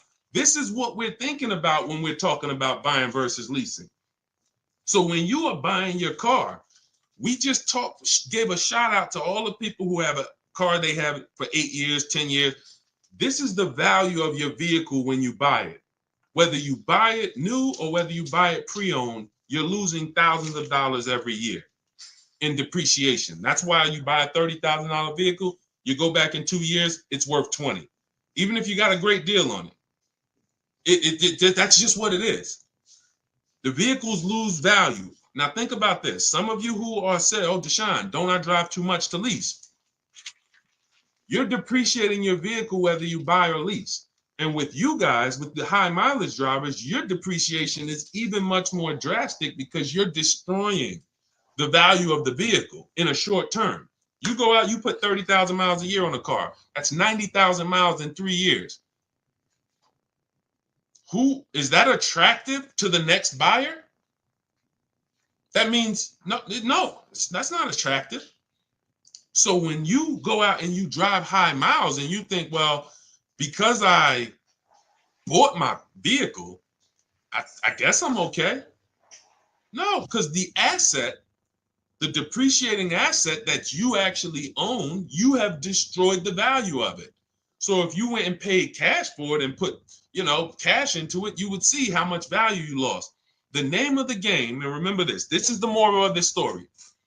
The name of the game with deciding whether you're going to buy or lease is, how am I going to beat depreciation? Am I going to do like what the thing about these people who've had their cars a long time, this is what their depreciation looks like. If their value today is 7,000, a year from now, it's probably going to be 6,500. They're not losing much. Everyone, Stuart Wilson, you've had a car 8 years. A year from now, it's going to be worth a little bit less, not a lot. You're not going to lose thousands of dollars like when you first bought the vehicle. So what you do when you buy your vehicles and you lose all of that money in depreciation, and then you turn around and instead of getting to what I call the reward stage, which is what these other people are at, they're at the reward stage. Vehicle is not depreciating much anymore. You go and turn around and go get another vehicle. You're like a kid at the playground who just wants to keep going on the sliding board. You go on these 5 and 6 year sliding boards where you take out all these loans to pay these cars off, 5, 6 years, 7-year loans, God forbid. You pay them off. You ride that depreciation down. Your vehicle was worth 30. By the time you end up paying off the loan, it's worth 12. Then you go and turn around and you do it all over again. It's a constant loss of thousands of dollars because you're paying a lot more than a person who would be leasing would pay. So what's the moral? If you don't buy your cars and keep them 8 years, you shouldn't be buying. It's that simple. It's that simple. Nothing to do with miles. Everything to do with time. Here's an example of somebody who got a high mileage lease, above average. Jen. Jen gets a below market lease on her Honda CR-V hybrid. I always tell you guys, when you shop for your leases, we always shop with 12,000 miles per year. You must get 5 offers. Because if you don't get 5 offers on any car, and this is for used cars, this is for new cars, this is for leases. Cars are not, it's not like the Apple store. And then y'all start typing your questions. What we'll do is I had to lay out this foundation, and then we'll start going into questions. But without the right foundation, you're not going to be asking the questions you should be asking. So some people think, you might have been taught, or you might have been programmed to think that, all right, somebody will say, Deshone, I went to Nissan. They gave me a quote for a lease. Nissan is overpriced. Thank you, David. Nissan's not overpriced. That one Nissan dealer is overpriced. So if they got you to think that every Nissan dealer is one price, you go to California, that's like the Apple store. You go to California, the Apple, you want an iPhone 16, it's going to be the same as New Jersey. It's going to be the same as Florida. It's totally different with cars. One Nissan dealer has one price. Every Nissan dealer has a different price. Some people are going to charge you over sticker. Some people are going to discount a little bit. Some people won't discount. Some people are going to give you the rebate. Some people are not going to give you the rebate. It's all over. Everyone's competing, and their goal is to make you think there's no reason to shop around because we're all about the same price. We're all the same price. That's what they really want you to think. We're all the same price. But you take a look at Jen. Jen gets 5 offers. Her best offer on a $40,000, almost $40,000 Honda CR-V, $512 a month on her lease. $512 a month, no money down. We always shop for leases with no money down. Do not let these commercials make you think you must put money down when you lease. There is no requirement of putting money down when you lease. That's a gimmick. Because if they can get you to think that, then you're going to do it.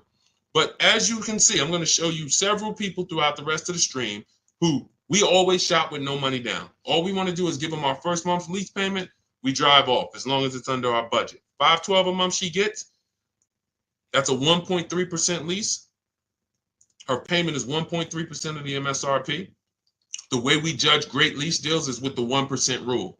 So if your lease payment is 1% or lower of the MSRP, you stole the vehicle. Anything 1% to 1.5%, good lease deal.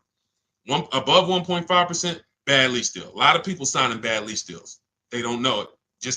How do we know it's a bad lease deal, Deshone? We add up the payments. Just add up the payments.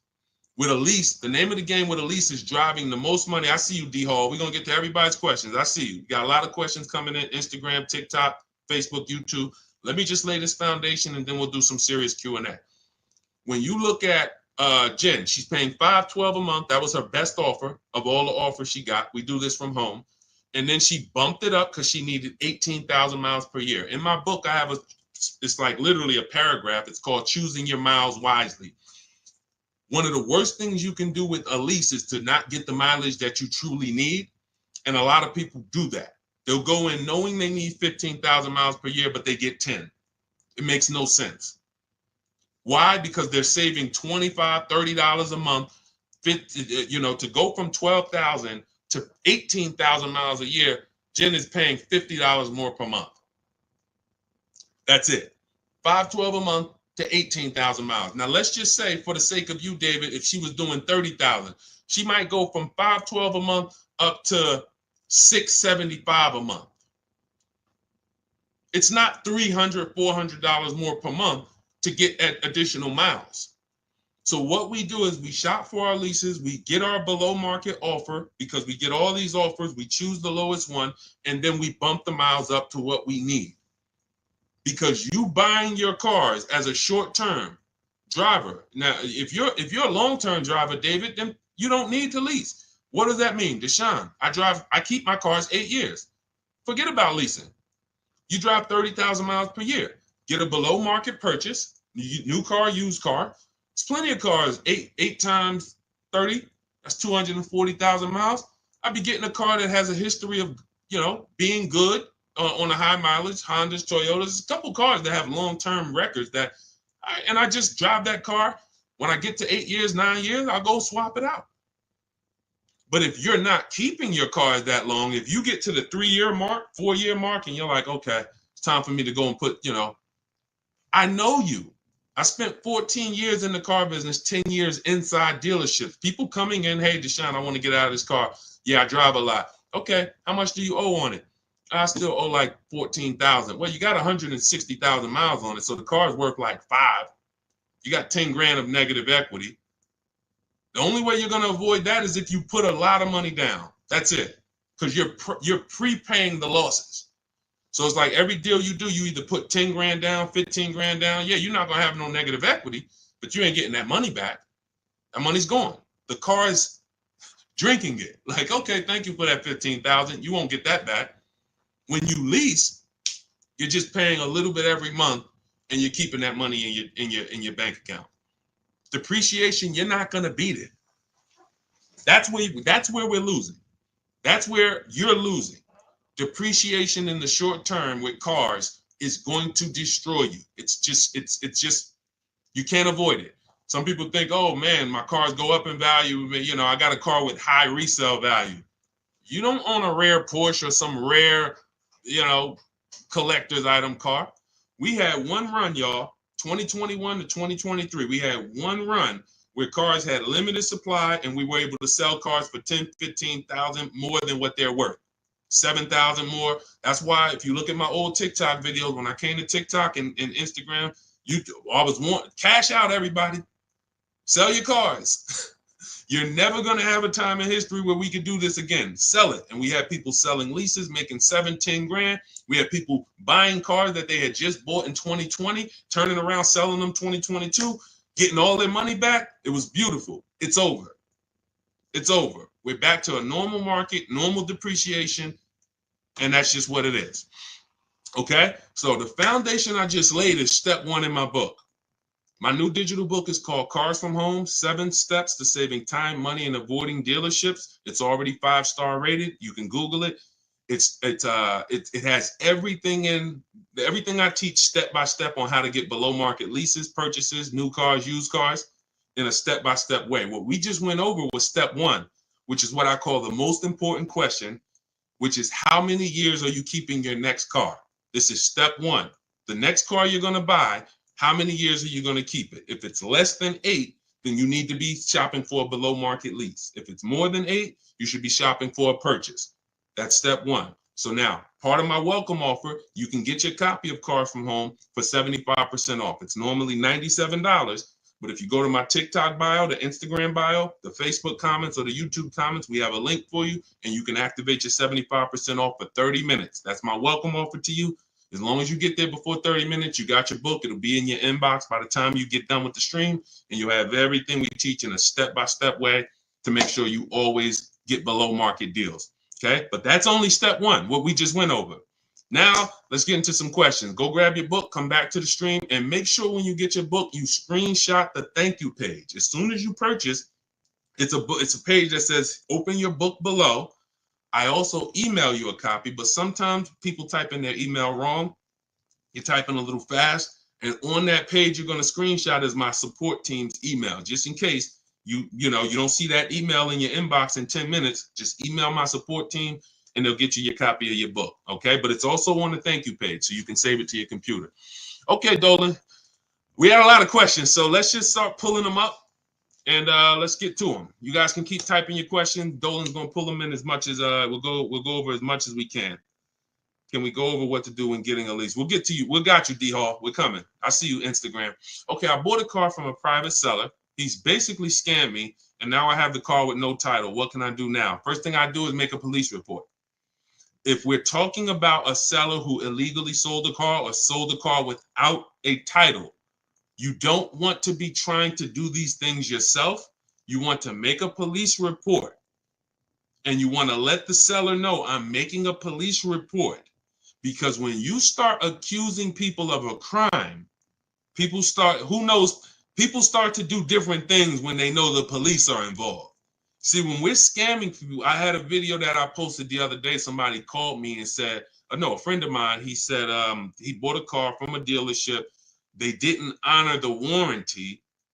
I said, okay, first thing you do is call the police, have them over there, meet you over there, have your paperwork ready, and you're going to make a police report that this dealer is not honoring the warranty. And this see, when people don't like to see police, companies don't like to see police.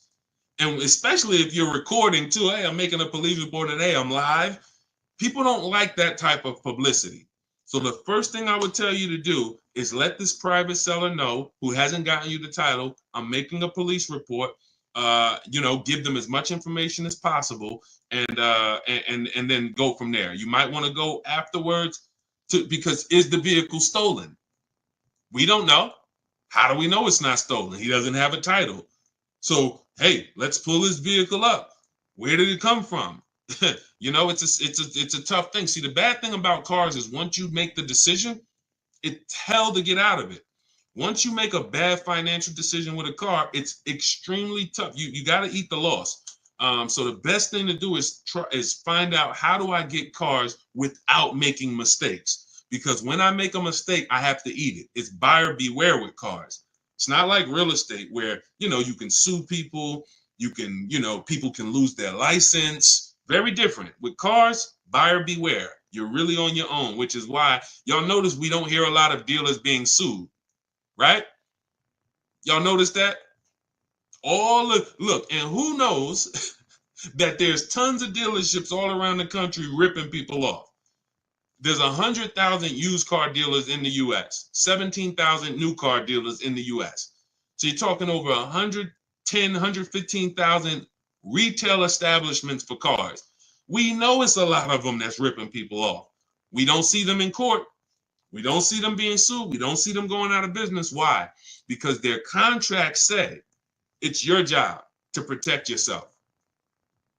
And unfortunately, not many lawyers want to take the case. If it's not a blatant criminal aspect, not many lawyers are going to take the case to sue a car dealership because they know their paperwork says it's buyer beware. Okay?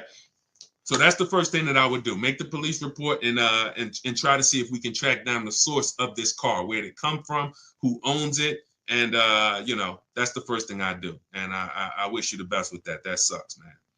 Go ahead, Dolan.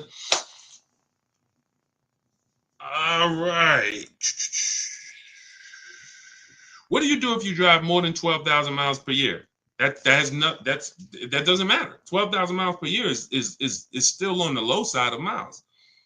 12,000. Now, if you drive more than that, if you drive 15,000, that's just above average. What I'm teaching now when it comes to shopping for cars is, especially used cars, 12,000 miles and lower is low miles.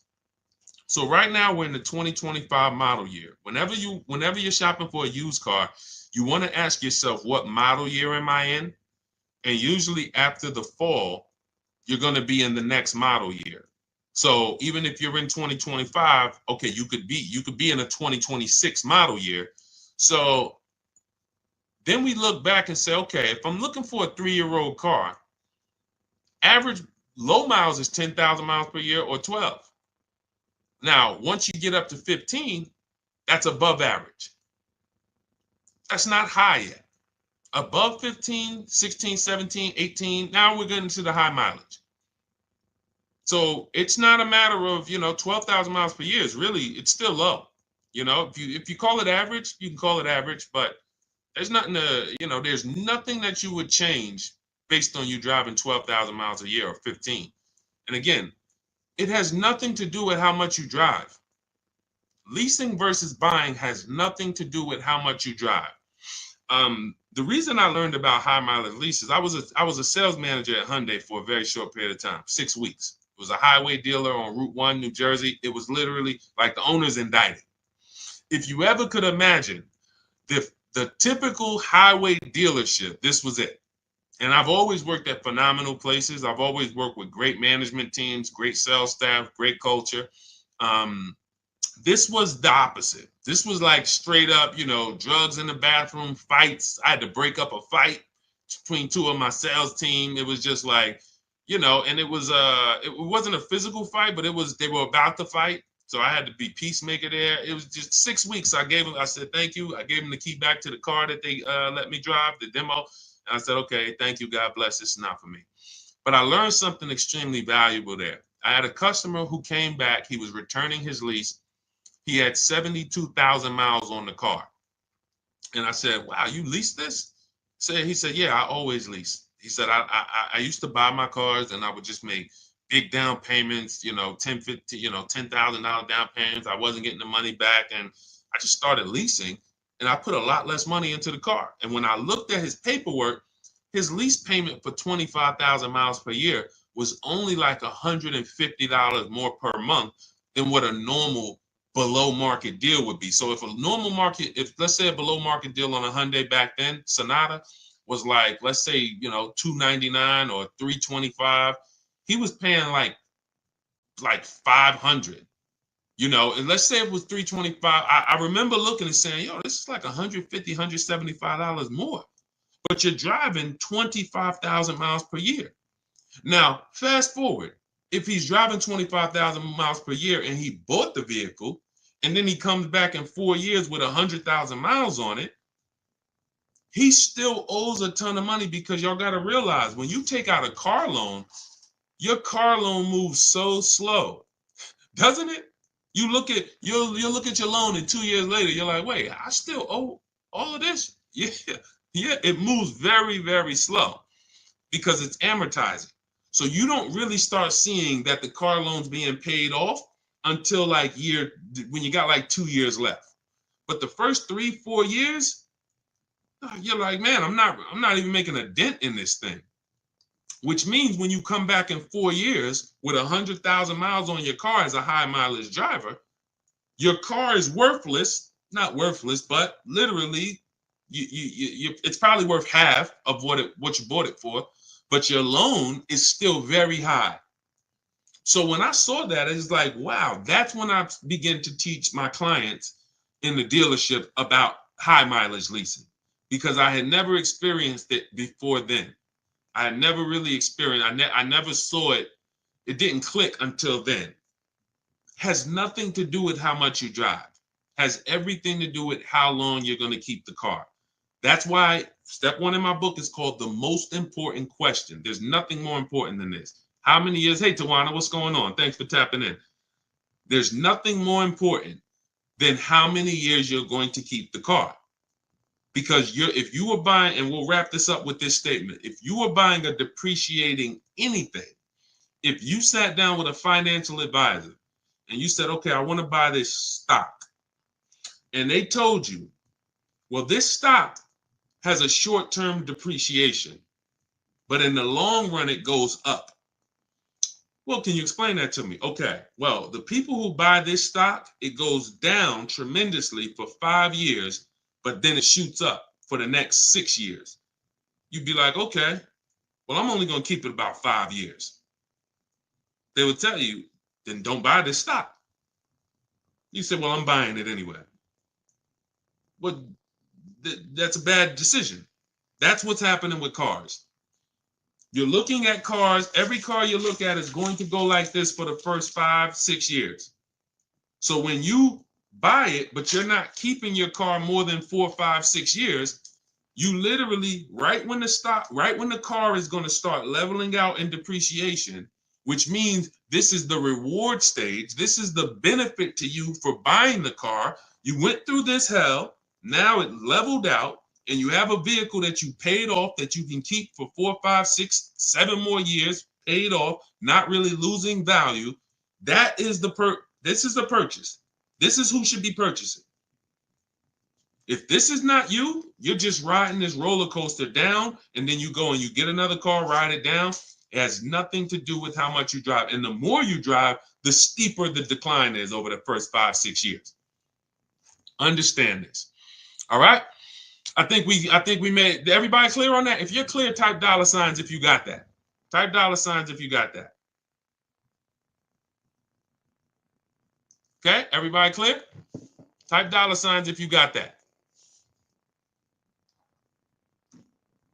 Let's see. Okay, I see you, Dark Star. I see you, Tawana Bank. Okay, I see you. Okay, I see you, Sugar Mama. Okay, Sharon. Perfect. That's what all right. We want to make sure you are locking these concepts in. These concepts do not change.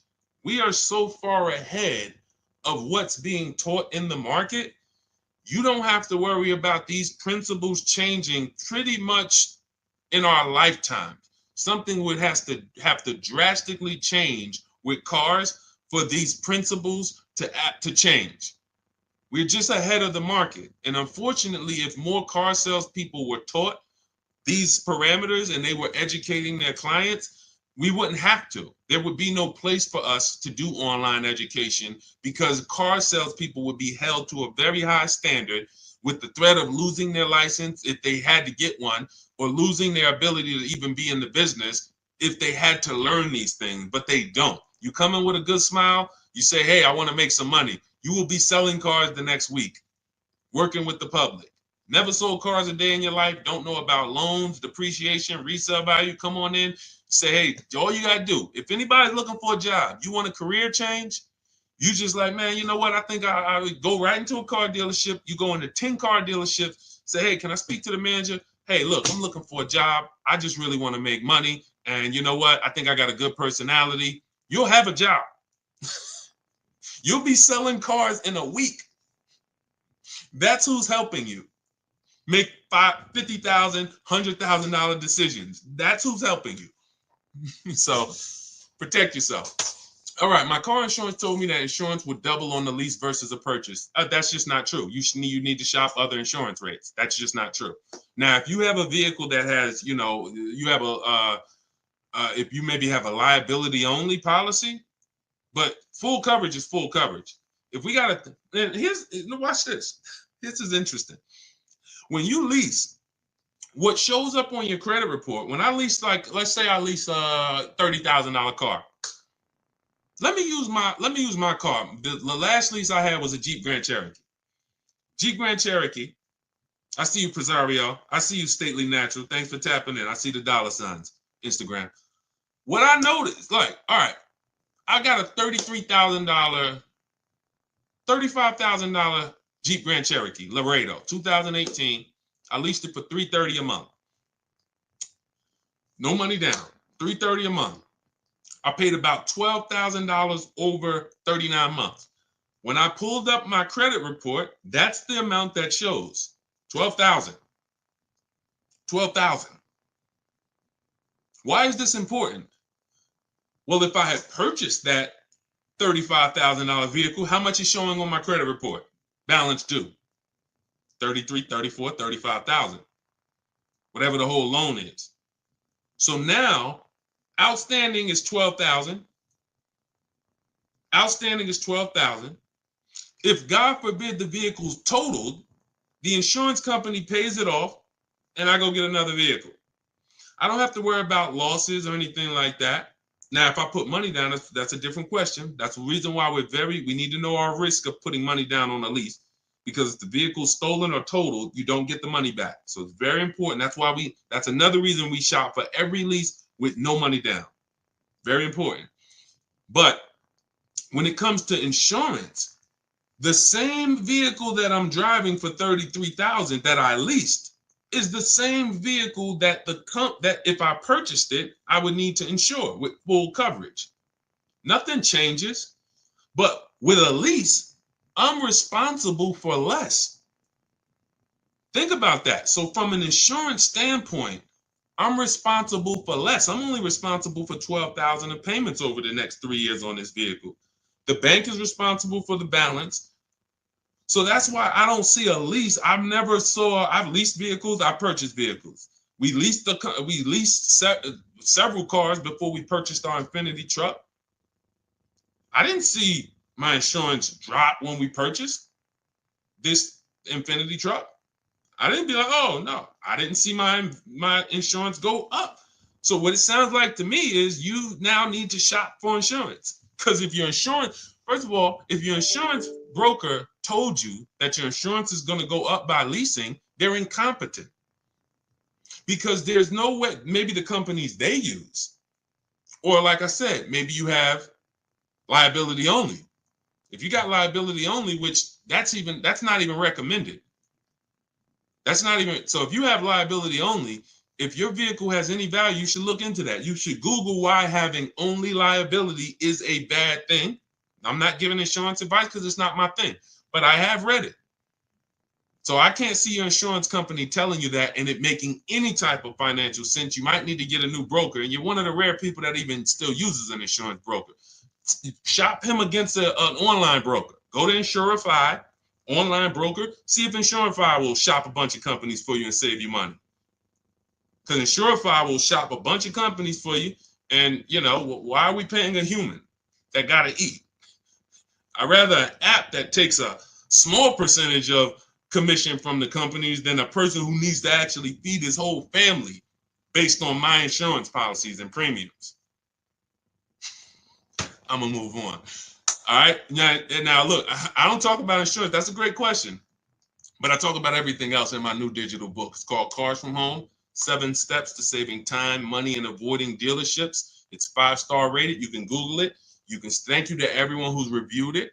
And you can see that everything's in there, step by step. Leasing, below market leases, below market purchases, below market used cars, new cars, all in there step by step. You can get a copy as part of my welcome offer for 75% off. It's normally a $97 book. It's worth way more than that. But I had to price it somewhere to let you know it's not a normal book. It'll be one of the most valuable books you own. I won't say the most valuable, but financially, it will be one of the most valuable books you own. So part of my welcome offer, you can get a copy for 75% off. That'll be $24, but it's only for 30 minutes. So you can go to my TikTok bio, my Instagram bio, the YouTube comments or the Facebook comments, click those links. You'll activate your 75% off, and then just grab your book, and it'll be in your inbox by the time we get off the stream. You'll have everything we teach step by step, everything we've helped thousands of people do. When you type in my name, you can see all I care about is the people's results. That's why we sit here all day and we talk about other people's results, not just my results, people who are using these strategies and getting these results over and over and over again. All right, so go grab your book, come back to the stream, and thank you to everybody who's reviewed the book. It does matter. It does matter. We appreciate you. All right, Dolan, pull up the next question. Let's keep it moving. Okay. All right, we got a lot of questions coming. I'm seeing questions coming from every single platform. So, all right, type your question and try to type it in one. Don't type it in like multiple kind of segments. All right, go ahead, Dolan, bring that one back up. My car's okay. Well, we already did that. Let's move to the next one. All right, is it worth considering a lease if you plan to keep the car at the end of the term? Why are we doing this? Why are we doing this? Like, I don't know.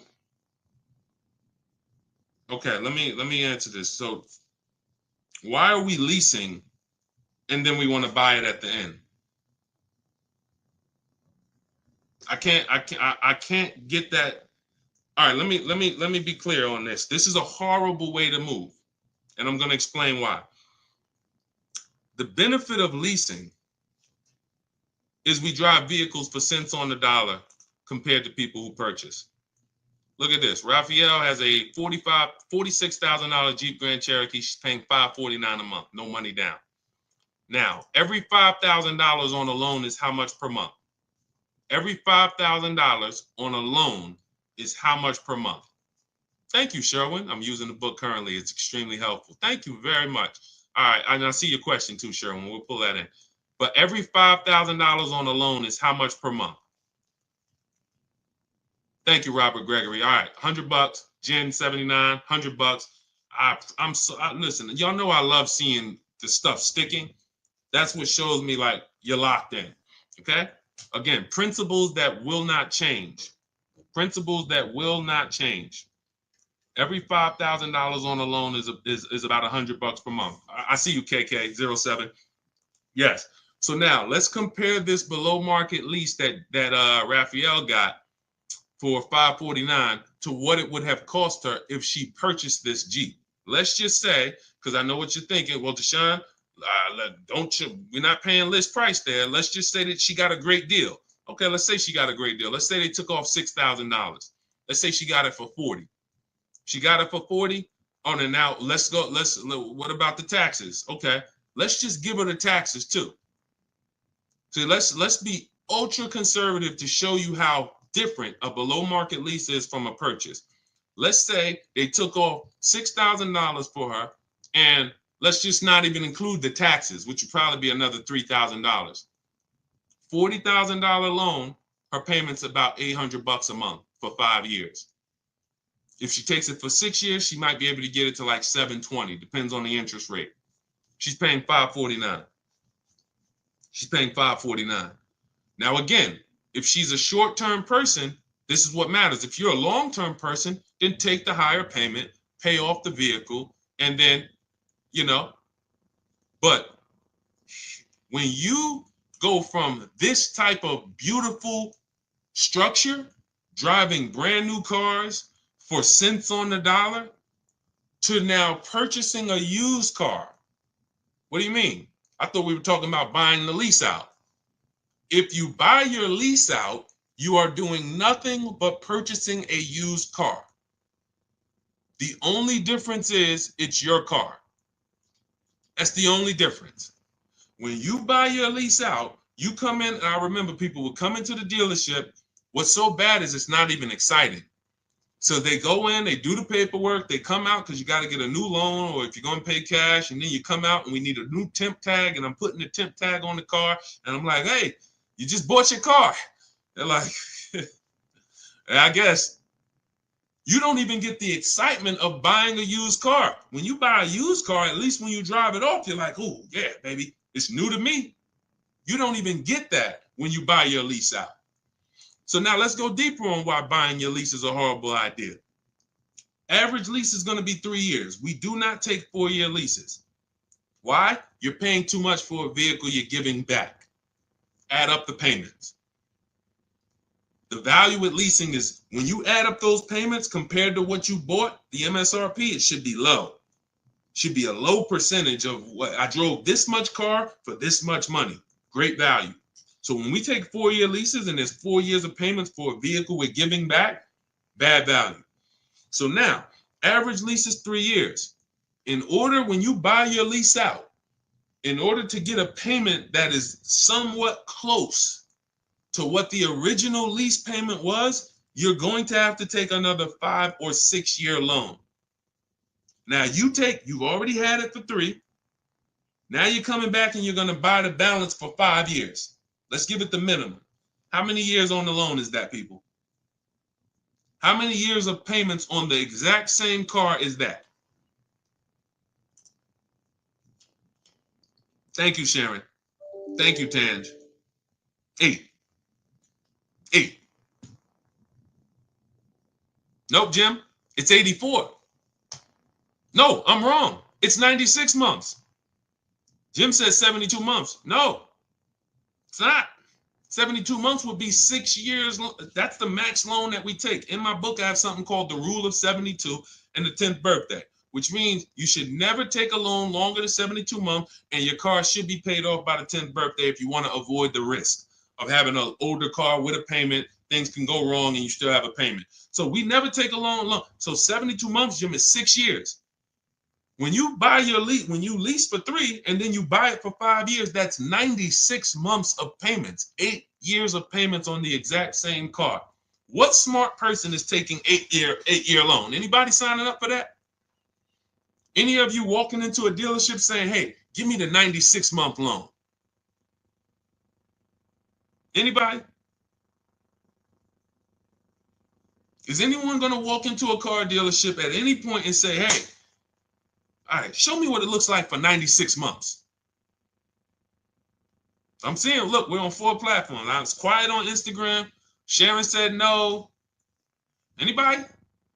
Never, right? But we have tons of people. Look, Tan said, hell no. But we have tons of people who have leased their vehicle for 3 years and they go and buy it they buy the balance out with a 5-year loan. And there are some who take a 6-year loan. And I'm going to tell you why, because I remember when I started teaching this for our books, my Infinity lease was ending. And I said, you know what? I want to look at, my payment was $390 on that last Infinity. I wanted to see how much it would have cost me to have a payment close to a $390 payment to buy out the balance on the Infinity, 6 years. And it was a little higher. It was like $410. So many people are buying their leases out with a 6-year loan when they've already leased the vehicle for 3. 9 years of payments. That's 108 months. It's 108 months of payments on the exact same car. The bank loves you. That's why we don't mix buying versus lease. We don't mix. If I'm going to lease, look, here's the question. Simple things. Simple principle to lock in. When I'm leasing, my first question whenever I'm buying my vehicles is, am I going to keep it more than 8 years? Am I going to keep it definitely more than 8 years? If your answer is no, okay, I'm shopping for a lease. Okay, my lease is about to be up. All right, time to start thinking about my next vehicle. What's my question? How many years am I keeping the next vehicle? How many years am I keeping the next vehicle? It doesn't change. Okay, I think I want to I want to buy something. I got my eye on something. I want to keep it at 8 years, 9 years, 10 years. I got my dream vehicle that I want to get right now. I ain't think I'm going to keep that thing until the wheels fall off. Perfect. No point in leasing. Don't even think about leasing. These are the principles. Because the depreciation, a person who's driving a below market lease, you cannot catch up with them if you purchase. If you got a used car, if you bought a new car, doesn't matter. They're driving vehicles for so cheap. Below market leases. I'm not talking about commercial leases. I ain't talking about the stuff you hear your people saying, man, look at I'm paying a lot for this lease. That ain't us. Don't listen to people who don't know how to get below market deals. They're going to tell you, look at Teddy, $73,000 BMW, $829 a month. His final payment, that was his counter offer, $856 a month. He uses our system. One of the things I teach is we do this from home. We go online, we contact multiple dealers. We actually contact 25 dealers in about 20 minutes. I have email scripts that you use, you copy and paste, and we get at least 5 offers and then we choose the best offer. Very rarely is the best offer going to be your closest dealer. Like, look at the closest dealer. He said his closest dealer's offer came in at 937. His best offer was 856. So the closest dealer is not usually going to be your best offer, because when they see a zip code, they think, oh, when I worked for Mercedes, they told us that they told us NADA tells us most customers only shop 2 dealers. Car dealers know that about you when you walk in. So that means, all right, we're going to talk to this person. Odds are they're not going to shop us, and they're going to try to negotiate with us, and that's okay. We'll tell them we're giving them a good deal. We'll take off $5,000. We'll show them this, but we'll never give them, see, 8 out of 10 dealers are not going to go below a certain number. So you don't know that when you say, look, you might think, let me show you how dangerous negotiating with a dealer one-to-one is and why we never do it. You take somebody like Sean. Sean gets $21,000 off of his F-150 Lightning. If he had negotiated with one dealer on this, let me go to his follow-up, because he was asking me, did I think this was a great deal? And I said, well, if it's your best offer, then it's a great deal. Hold on. Let me see. Can I find this follow-up on Sean? See, I want y'all to understand, we never talk numbers in a dealer. We never talk numbers in a dealer. You don't have any leverage. You cannot shop competitors. And the only way that you're going to get a great deal is shopping competitors. In fact, I don't need to go deep on that. I don't need to go deep on that. When you don't shop, when you don't step back and get multiple offers, somebody might take off $7,000. There's somebody who bought an F-150 Lightning just like Sean, just like the $21,000 discount I just showed you with Sean.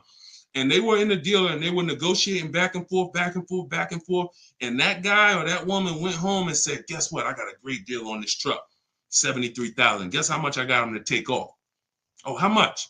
$12,000. Ooh, $12,000. That's good. That's the biggest discount we ever got. Yeah, I roughed him up. Yeah, he didn't want to do it. But meanwhile, what do we know? Sean shopped the whole market, got multiple dealers, saw several offers, saw the $12,000 discount, saw the $7,000 discount, saw a $15,000 discount, and then this one dealer comes in who's far away from him, who said, hey, I'll take off $21,000.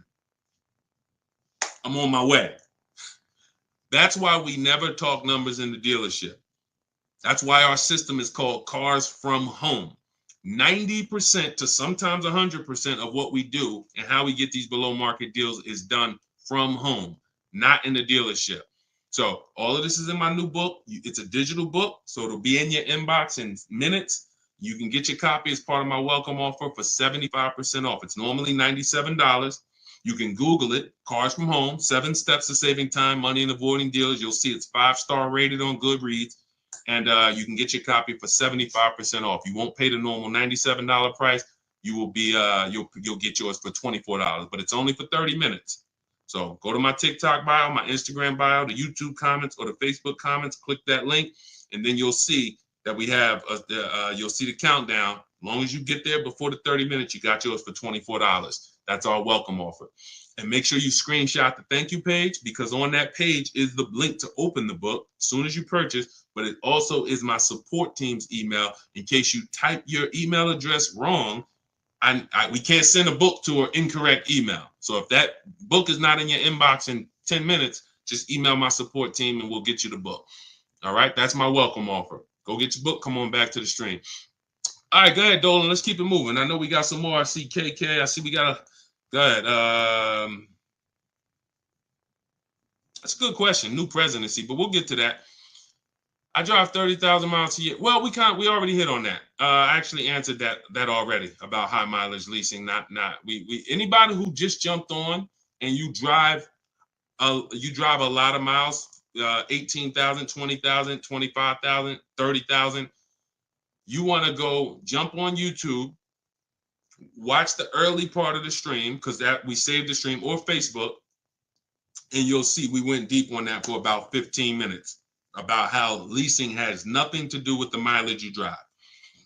I gave you examples of high mileage leases, Jen with her 18,000 mile a year lease. And then I talked to you about when I learned about high mileage leasing, which is when in Hyundai and my client who came in with a 25,000 mile a year lease, and they were only paying $175 more per month than a great lease. So yeah, just go back and catch that. Go ahead, Dolan.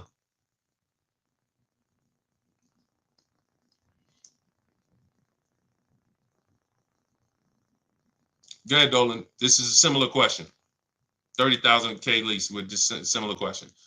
My daughter just crashed her car. Sorry to hear that. Credit is mediocre. Any tips? I go the least expensive car that I can get. When we don't have when we don't have the credit, one of the worst things we can do is to tie up money in a long-term deal where we take all right, let me put it like this. In my book, I have two strategies. See, let me explain why the first question never changes. First question is always, how many years are you going to keep the car? Because there's two types of people who don't have the credit and they're keeping their car long term, or people who don't have the credit and they're not long term, which means they should be leasing, but they don't qualify for a lease right now. So let's assume that you're the first type of person. You're going to keep the car 8 years or more, but the credit's not good. Your mission is to make sure you get a great car. You can use our strategies, new car, used car. We need to get a great quality car below market below market price. We don't want to go out there and overpay for the car, because this is what people who don't have good credit tend to do. You go out with desperate vibes, desperate energy, and you basically say, whoever can get me in a car, I'll sign up for it. Which is why I've seen people rave about, hey, go see Joe. Man, and one thing about people who don't have good credit, they will go and tell their friends, and any of their friends who may not have good credit, hey, go see my man Joe, he'll get you approved. Joe is making tons of money on you, because Joe is making, I remember these deals would make $8,000 to $10,000 minimum for the dealership. Between the price of the car they sold you for and between the loan, these deals were washing out at $8,000 to $10,000 minimum. Very, very profitable deals for the dealership. Why? Because the people they don't know there's other options. Whenever we buy a car, we always separate the purchase of our car from our loan. We don't mix these two things, because we need to get bids. Some of you who've been on our streams, you know everything we do is a bid. We need to be getting bids. When we're getting our loan, we have multiple banks and credit unions submitting offers to us, and we pick the best one, because there's a lot of money in loans. Why do you think banks are in the loan business? There's a lot of money in loans. They don't sell cars, they sell money. When we are purchasing a car, we are getting bids because all the dealers have different prices. So someone needs to win a bid. When you go into one dealer and just work with them, you've given yourself no opportunity to see the market and get bids, get offers, multiple offers. And when we sell our car, we get bids. We only sell our cars to companies where we could get multiple cash offers. Driveway, Vroom's out of business. Carvana, CarMax. We have 6 companies in my book. This is step 2. So the point is, if we are a long-term person, our mission is to find the best car we can find, because we know we're going to pay more in interest. But interest can be fixed with a refinance when my credit's better. So if I was buying a car to keep for a long time, 8, 10 years, but I don't have the credit, I'm going to go and I'm going to find the best car. I'm going to shop for my loan independently. We have a strategy in my book. It's called the bank bidding war. We separate these things. Now, because your bad credit or your mediocre credit should not be between you and the dealership. It's between you and the people loaning you money. Type a $sign if that makes sense. I'm going to say that again. Anyone who has mediocre credit or bad credit Your bad credit or mediocre credit is not between you and the dealership. The dealership sells the car. It's between you and the lender. The lender comes to you and says, hey, all right, you're buying a $20,000 car here. We'll loan you the money, but we got to charge you 22%. Cool. I got a great price on the car, though. I got a great price on that car, which makes it even better for the lender because they're going to see, okay, the loan to value rate. Yeah, you did get a great price on the car. Helps us just in case we need to repo the car. We like that you're not underwater. Versus walking into a dealer saying, hey, you know what? My credit's not good. Can you get me approved? Now, not only are you going to pay 22%, but you're going to pay for the same car that you could have got on the market for 20. They're going to charge you 23 plus interest. So now they're burying you because you came in desperate. So my mission would be to find a great car, shop for my loan separately, and then realize, all right, if I'm paying 22%, all right, let me work on my credit. Work on my credit. Great. Year from now, 18 months from now, I got good credit. Let me refinance this car loan. I'm keeping the car though. That's different than a person who's not going to keep the car. It's a short-term person. If I'm a short-term person, I should be leasing, but I can't qualify for a lease right now because I'm not at like a 660 credit score or higher. Let me just shop. All right, let me go and I'm gonna buy an inexpensive car, least expensive car I could get, $10,000, $12,000 quality car, and then I'm gonna flip out of that car in 2 years. I'm gonna have 2 years of on-time payments, build up my credit, and then I'm flipping into a lease. Everything we just laid out is not what most people do. Most people will go in, they say, look, my credit's not good, but I want to get that $23,000, Honda Civic with all the features. Honda Accord with all the features that I want. Boom. Now they're overpaying for the car, not really shopping for a quality car. Maybe they got it if it's a Honda, but you still could get a bad Honda. Are you checking service records? Are you checking accident history? You could have a great car, but you bought a bad one. And most people don't want to sacrifice. They just want to go in and get the car. So that's the two strategies. Those are both in my book, by the way. Short-term strategies for people with bad credit. I should be leasing, Deshone, but I can't qualify right now. What's my setup? So that in 2 years, I am leasing brand new cars. That's the play. And then the long-term strategy for people who are buying, don't have the credit right now, is quality car. Let's get our loan. We'll pay more for it. When our credit's better, we refinance the loan. Both in there. So if you want to get your copy of Cars from Home, my new digital book, it's 5-star rated. You can go to my TikTok bio, my welcome offer, 75% off. You'll have everything I laid out step by step and more. Because your household's going to be different. The reason why Cars from Home, my new digital book, is so valuable is because in your household, let's say your spouse wants to lease, your daughter needs a pre-owned car, you want to buy a new car, it's all in there. Your spouse is a high mileage driver, your daughter wants a used car, you don't have good credit. There's 3 different strategies in there for you 3. Y'all are 3 totally different people, and each path is in that book for you guys to get to the below market purchases based on that. Okay, so if you want your copy, go get it. It's part of my welcome offer, 75% off, but only for 30 minutes. In my TikTok bio, my Instagram bio, the YouTube comments, or the Facebook comments, click that link, go grab your book. You'll get it for $24 instead of the normal $97 price, as long as you get there before the 30-minute timer expires. Right? Go ahead, Dolan, shoot the next one up.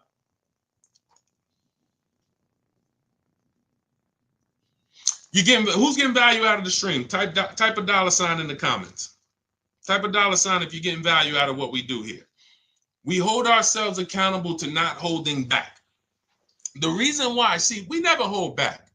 It's all about, if you can remember all of this. I got tons of free videos that's been hitting the airwaves for 3 years. You want to try to maneuver through them all, piece stuff together, God bless you. You want to come on the stream, listen, try to piece it together, God bless you. Some of you like, yo, I ain't gonna remember all of this. Let me go get the blueprint. Let me make sure no matter what I can reference it. Okay, everything's in the blueprint. That's the purpose. We make sure you can get the information no matter how you want it. No matter how you want it. Some of you who like Deshone, you work with people. I see you showing a lot of people in your Facebook group. Yeah, we work with people all the time. I've worked with over 2,000 people since 2021. We have a video where we could, jump in a Facebook group where we do Zoom calls twice a month.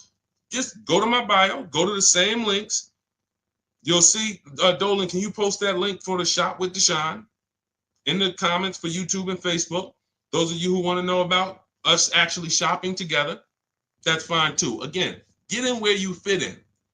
Whatever, I don't care how you get the information, use it so that you can keep this money in your family's bank account and out of these cars. These cars are sucking up people's money like relentlessly. How do you see the new presidency affecting car buying and rates? Whatever the market does, there's always three prices: above market value, below market value. We got deals. Let me show this deal that Bonita got during the pandemic, which has been historically, they say, the worst time to purchase a car. Now, I told people for years, if you didn't need to purchase, hold out, let this whole thing blow over, unless you had a vehicle to sell. Because if you had vehicles to sell that you could sell, cash out, because they were worth $7,000 to $10,000 to $12,000 more than they would be worth today. But for those who you were just adding a vehicle, if you didn't have to do that, we didn't do it. But if you had to do it, we had people who needed cars. Come on in. Let's show you how to get below market deals, even when the market's high. Bonita gets her Kia Telluride, December 2022. This is still when people were paying $5,000 over sticker for Kia Tellurides. She stays at home. She uses our system. She gets multiple offers. She gets a $45,000 Kia Telluride, $600 a month. In fact, it's an S, might be 46, $600 a month. Now, I told you what my neighbor got it for this year, $479. We don't know if it's the same model, but let's just figure it's similar. So below market at that time, the below market leases on Kia Tellurides was $600, because there were people leasing them for $700, $800, $850. I wish I could find them. They're everywhere. Some of them are still in those leases. They can't wait for them to expire. They're still paying $800 a month for their Kia Tellurides. She got it for $600. So no matter what the market does, the key is knowing how to get below market deals. And how do we get below market deals? It's very simple. We need to get enough offers to see the market, and then we pick the best one. It's very simple. You can't get below market deals going into one dealer or two, because that's not the market. That's two dealerships. The market is within 100 miles, 75 miles. What is the market? Everyone who has this car I want, what's the best offer? Doesn't matter. And here's what I always say. People with no skills are going to pay above market value. People with negotiating skills are going to pay market value. People who make dealers bid and get multiple offers get below market value. Because there's no I could say to a negotiator, here's how I know. Negotiator comes out the dealership. Hey, yeah, man, I just got a great deal, man. I worked them over. I've been coming back for 2-3 months working them over. Okay, are you willing to bet $1,000 that I can't get a better deal than you? Nah, I don't know. I wouldn't take that bet. Why not? You've been working them over. Yeah, but I wouldn't take a better. Now, I probably can't. I'm not gonna get a better deal from you from them. But for that car that you just drove out here with, bet me $1,000 I can't find a better deal than that in this market from home. Nah, I'm not gonna take that bet. That's why negotiators don't get below market deals. There's no confidence that they actually got a below market deal because they haven't seen the market. They go into one dealer, maybe two, they negotiate. There's no confidence. On the opposite end, you could have a person with no negotiating skills, which is what I love. The people with no negotiating skills, you're the people who we love, because you don't come in thinking you got the whole thing figured out. Negotiators, you got to come in unlearn because they want to bring all this old stuff that they do into a new system. You can't put new wine in old wineskins. So you come in, blank canvas, somebody like Zafrina, stays at home, $65,000 Jeep Grand Cherokee electric vehicle, $579 a month. It's her best offer out of all the offers. She said, look, used all the scripts, email scripts, contacted the dealer, sealed the deal on this lease, $579 a month. That's a 0.88% lease. She didn't get that negotiating. That didn't come from negotiating. Look at Ansley. In fact, look at Rosalie. $60,000 QX60 Infinity 2024, $592 a month. I'm gonna leave that up for the people who will read it. $592 a month. Not from negotiating. She didn't get that going back and forth, sweating, sitting at home, letting the market come to her. So a presidency is not going to change anything. No matter what the market does, we are going to be getting below market lease deals, below market purchase deals, below market used car deals. It's not going to change. People with no strategies are going to just broadcast to you. There's no deals out here. When you hear that, don't believe it. Look, if you're in our world, all you'll do is just feel bad for them, man. Listen, man, you should check this book out. Get all these offers, man. You like call around. Even if you tell them, call around. Get at least 5 offers. Even if you can't get them to come over to our world, totally. Hey, call around, man. Call a couple dealers. Get at least 5 offers. Don't just go to this one-to-one thing. Oh, man, yeah, cars are expensive now. Anyone talking like that, they don't know how to shop. So what they want to do is broadcast that to you and have you be like, oh, there's no deals out here. Now you walk into a dealership and you just like, hey, yeah, man, you know, I know it's no deal. I think about we used to get deals back in the day, man. We would get big discounts off, and the car salesman sitting there like, yeah, it's crazy how the market's changed, right? Like we can't even, you know, these cars are now selling for, you know, there's no cars out here, right? You know, inventory is still limited. Is it? Yeah, man, it's, yeah, after the pandemic, you know, we had the pandemic with the chips, you know, we had the, you know, then we had the strike. You remember the auto worker strike? Yeah, that's right. Dang, man, it's like we just keep getting hit like, oh, and then we just got to pay it, right? It just falls on us. Yeah, it's sad, but look, here's what I do. I'm going to talk to my manager, and we're going to make you the best possible deal we can. I guarantee you that. All right, man, you're going to have to work with me. Man, you sitting there with a shark. You are blood in a shark's mouth. He can taste it. You just said everything I need you to say for me to know that I'm about to make 5, 10. I might make a $1,200, $1,500 commission on you because I'm gonna make 10 grand for the dealership. These people are not your friends. And look, I'm the bad news first person. Look, I don't leave you there though. So I'm not the person who sits here and just goes bad news. But I gotta tell you that that you shopping the way they have programmed you to shop is bad. I can't sit here and make it look like you guys are doing okay. You know, just keep going that way. Let me teach you some negotiating tactics to go back and forth with these car salesmen that negotiate 3 times a day, 15 times a week on cars, and you never know what they own the car for, but I'm going to give you some tactics where you could go toe-to-toe with them, and you can't win. You don't know what they own the car for. You don't know. The name of the game is step out of it, step back, relax at home where you're in control, use the internet,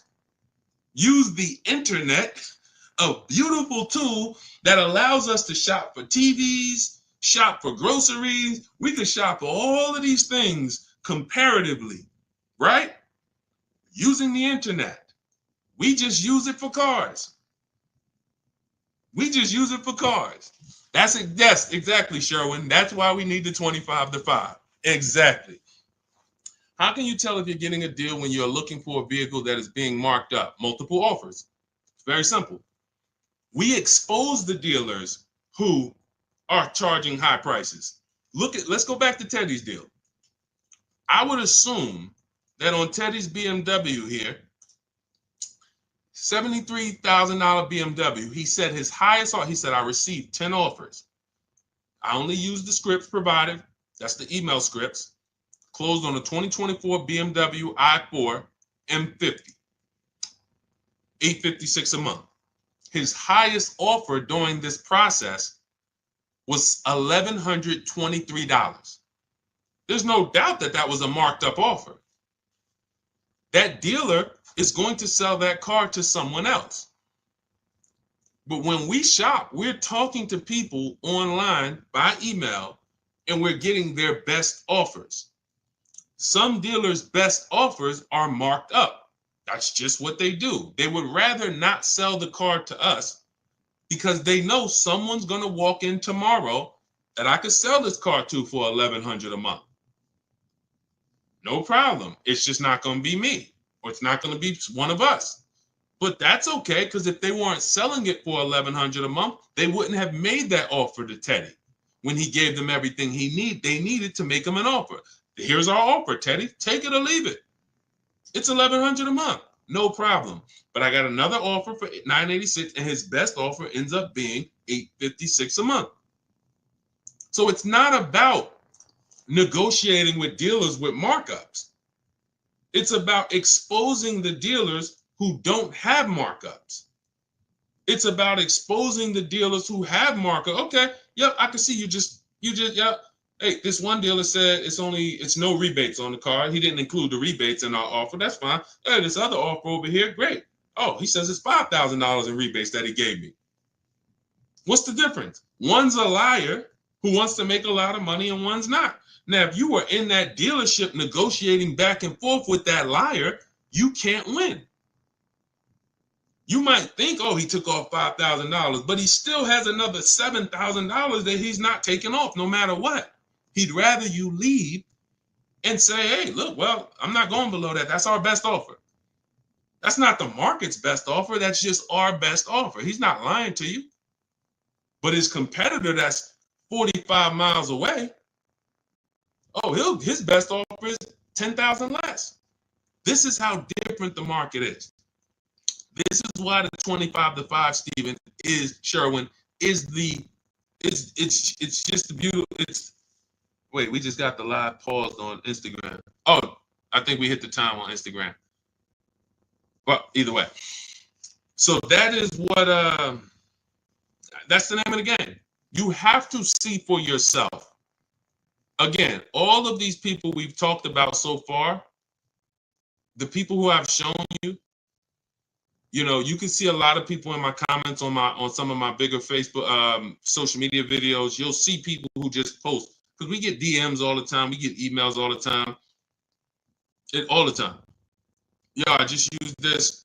Like, I haven't even read some of these because I don't really. These emails are a little harder to bring in, because I like to bring in the pictures when people show me. I like when people send me their pictures as well as the details of the deal. But we get these all the time. Look, for my new car, I'm at 1.34%. So I know, thank you, capital letters, I know I got a good deal. Look, using your strategies, I calculate that I did not get a good lease deal on the Pathfinder, which turned out to be 1.64, but that won't ever happen again. Awesome, Kamika. Oh, Kanika, sorry, that looked like an M. So she assessed using the 1.5% rule. She did her math for her old lease, and she's like, dang, I didn't get a good lease deal last time. Perfect. But she's like, it's never going to happen again. Now this new lease deal, for my new car, I'm at 1.34. So I know I got a good deal. Further proof that there's about $10,000 difference in the price of these vehicles. But I'm saying that I'm paying the same price monthly that I was paying on the lower trim with way less features. Using your books and scripts, I negotiated with about 6 different dealers, with the best offer coming in right at 1.5, and then at the very top of my budget. I was about to move to my Plan B vehicle when a 1.38 offer came in, and then we have a counter offer calculator. She ended up getting another $15 off, bringing it to 1.3%. Look, I will be using your book to help my mom with her vehicle purchase next year, and for myself and my family for years and years to come.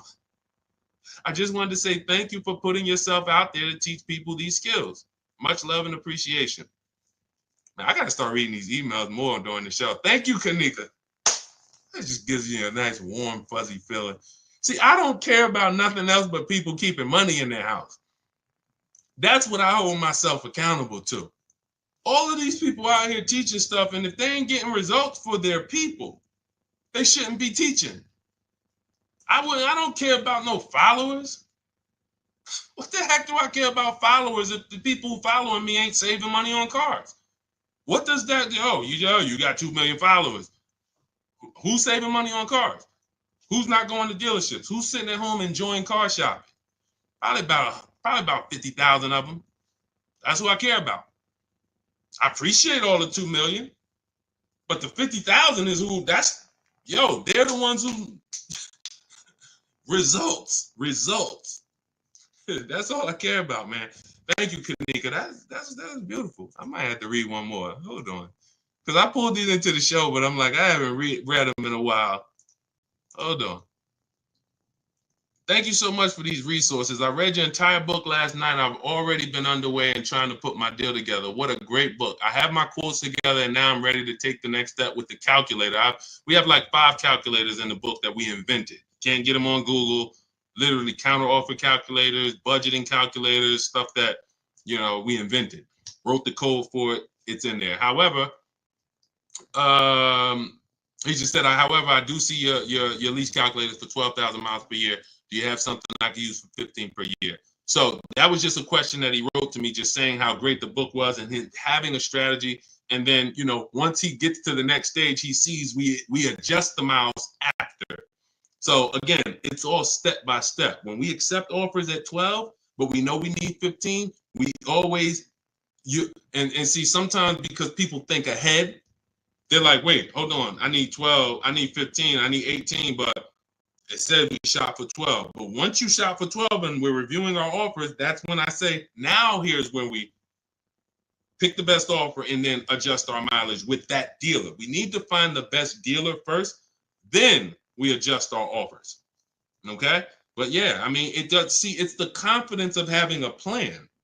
You can hear that when he was writing, he's like it's different. I'm shopping with a plan now. I'm not out here winging a $50,000 transaction, kind of shooting from my hip, hoping I don't make a mistake. It's like I have an actual process to follow, designed by a car dealer or a car salesman. I wouldn't call myself a dealer, even though for 4 years I ran a brokerage. So technically that is a dealer, but I've been inside car dealers for 14 years. So we wrote the process from the inside. So, okay. All right. Let's go, Dolan. I know, Dolan, you said we trying to go 2 hours, but I don't know, man. Like, text me in the private chat, man. I don't know about it. After about like my voice, let me drink some water.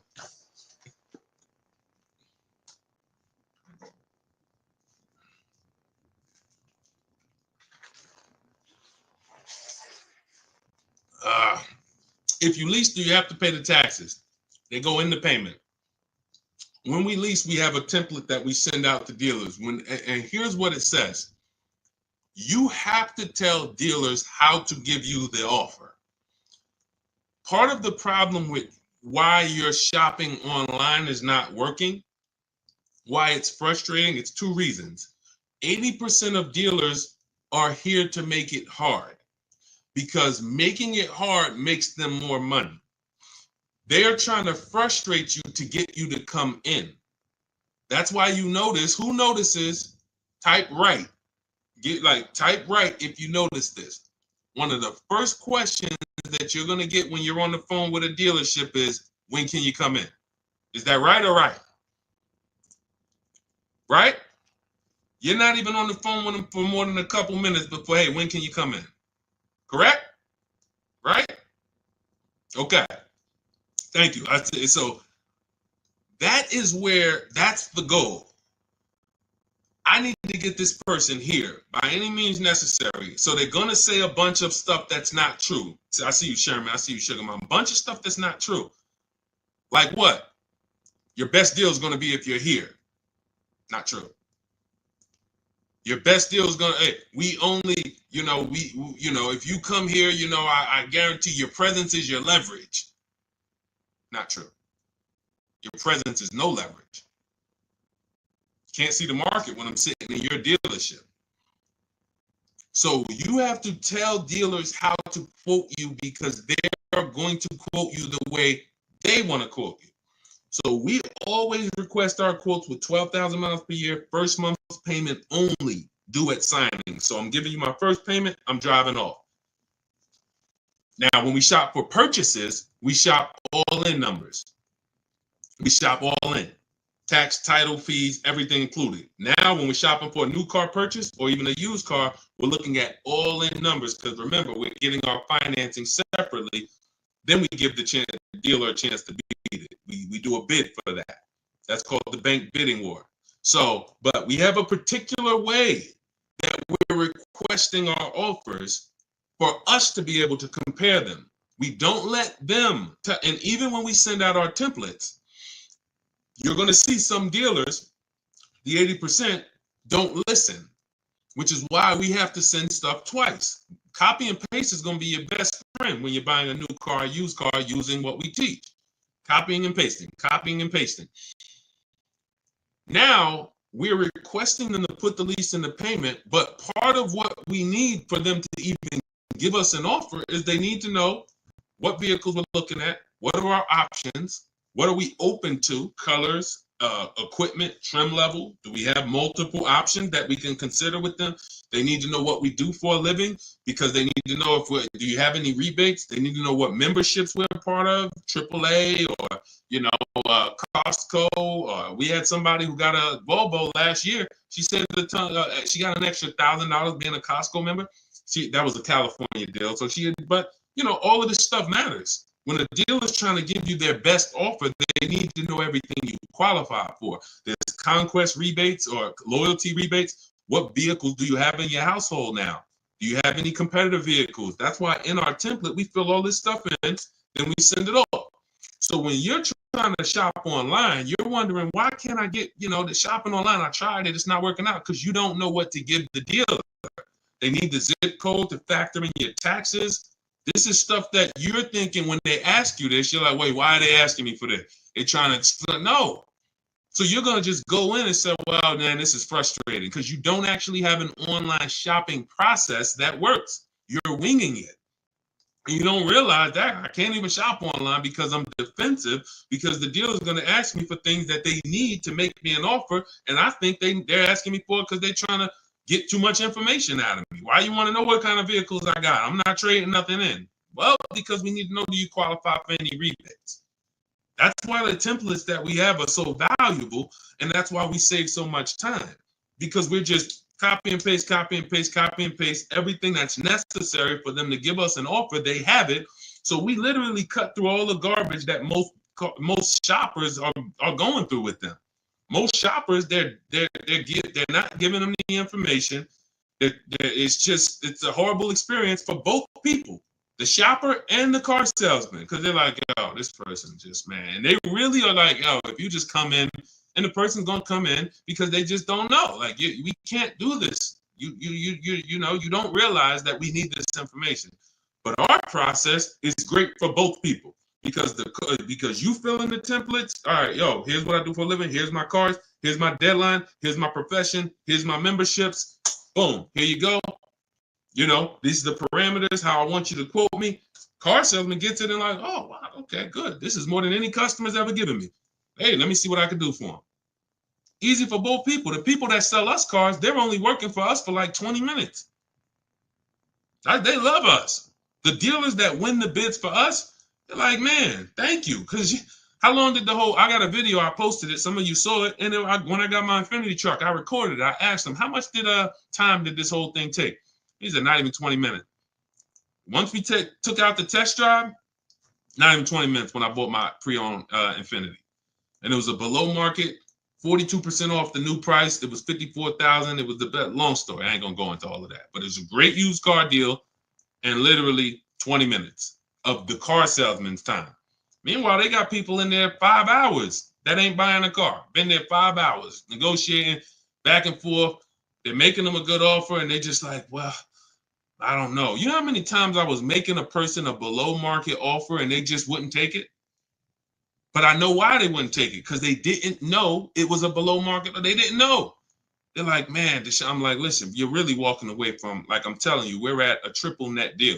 We're like $500 over triple net, which means no dealer can, like, we're really in the black. Forget invoice. You got sticker price, you got invoice price, you got holdback, then you got the tissue, then you got the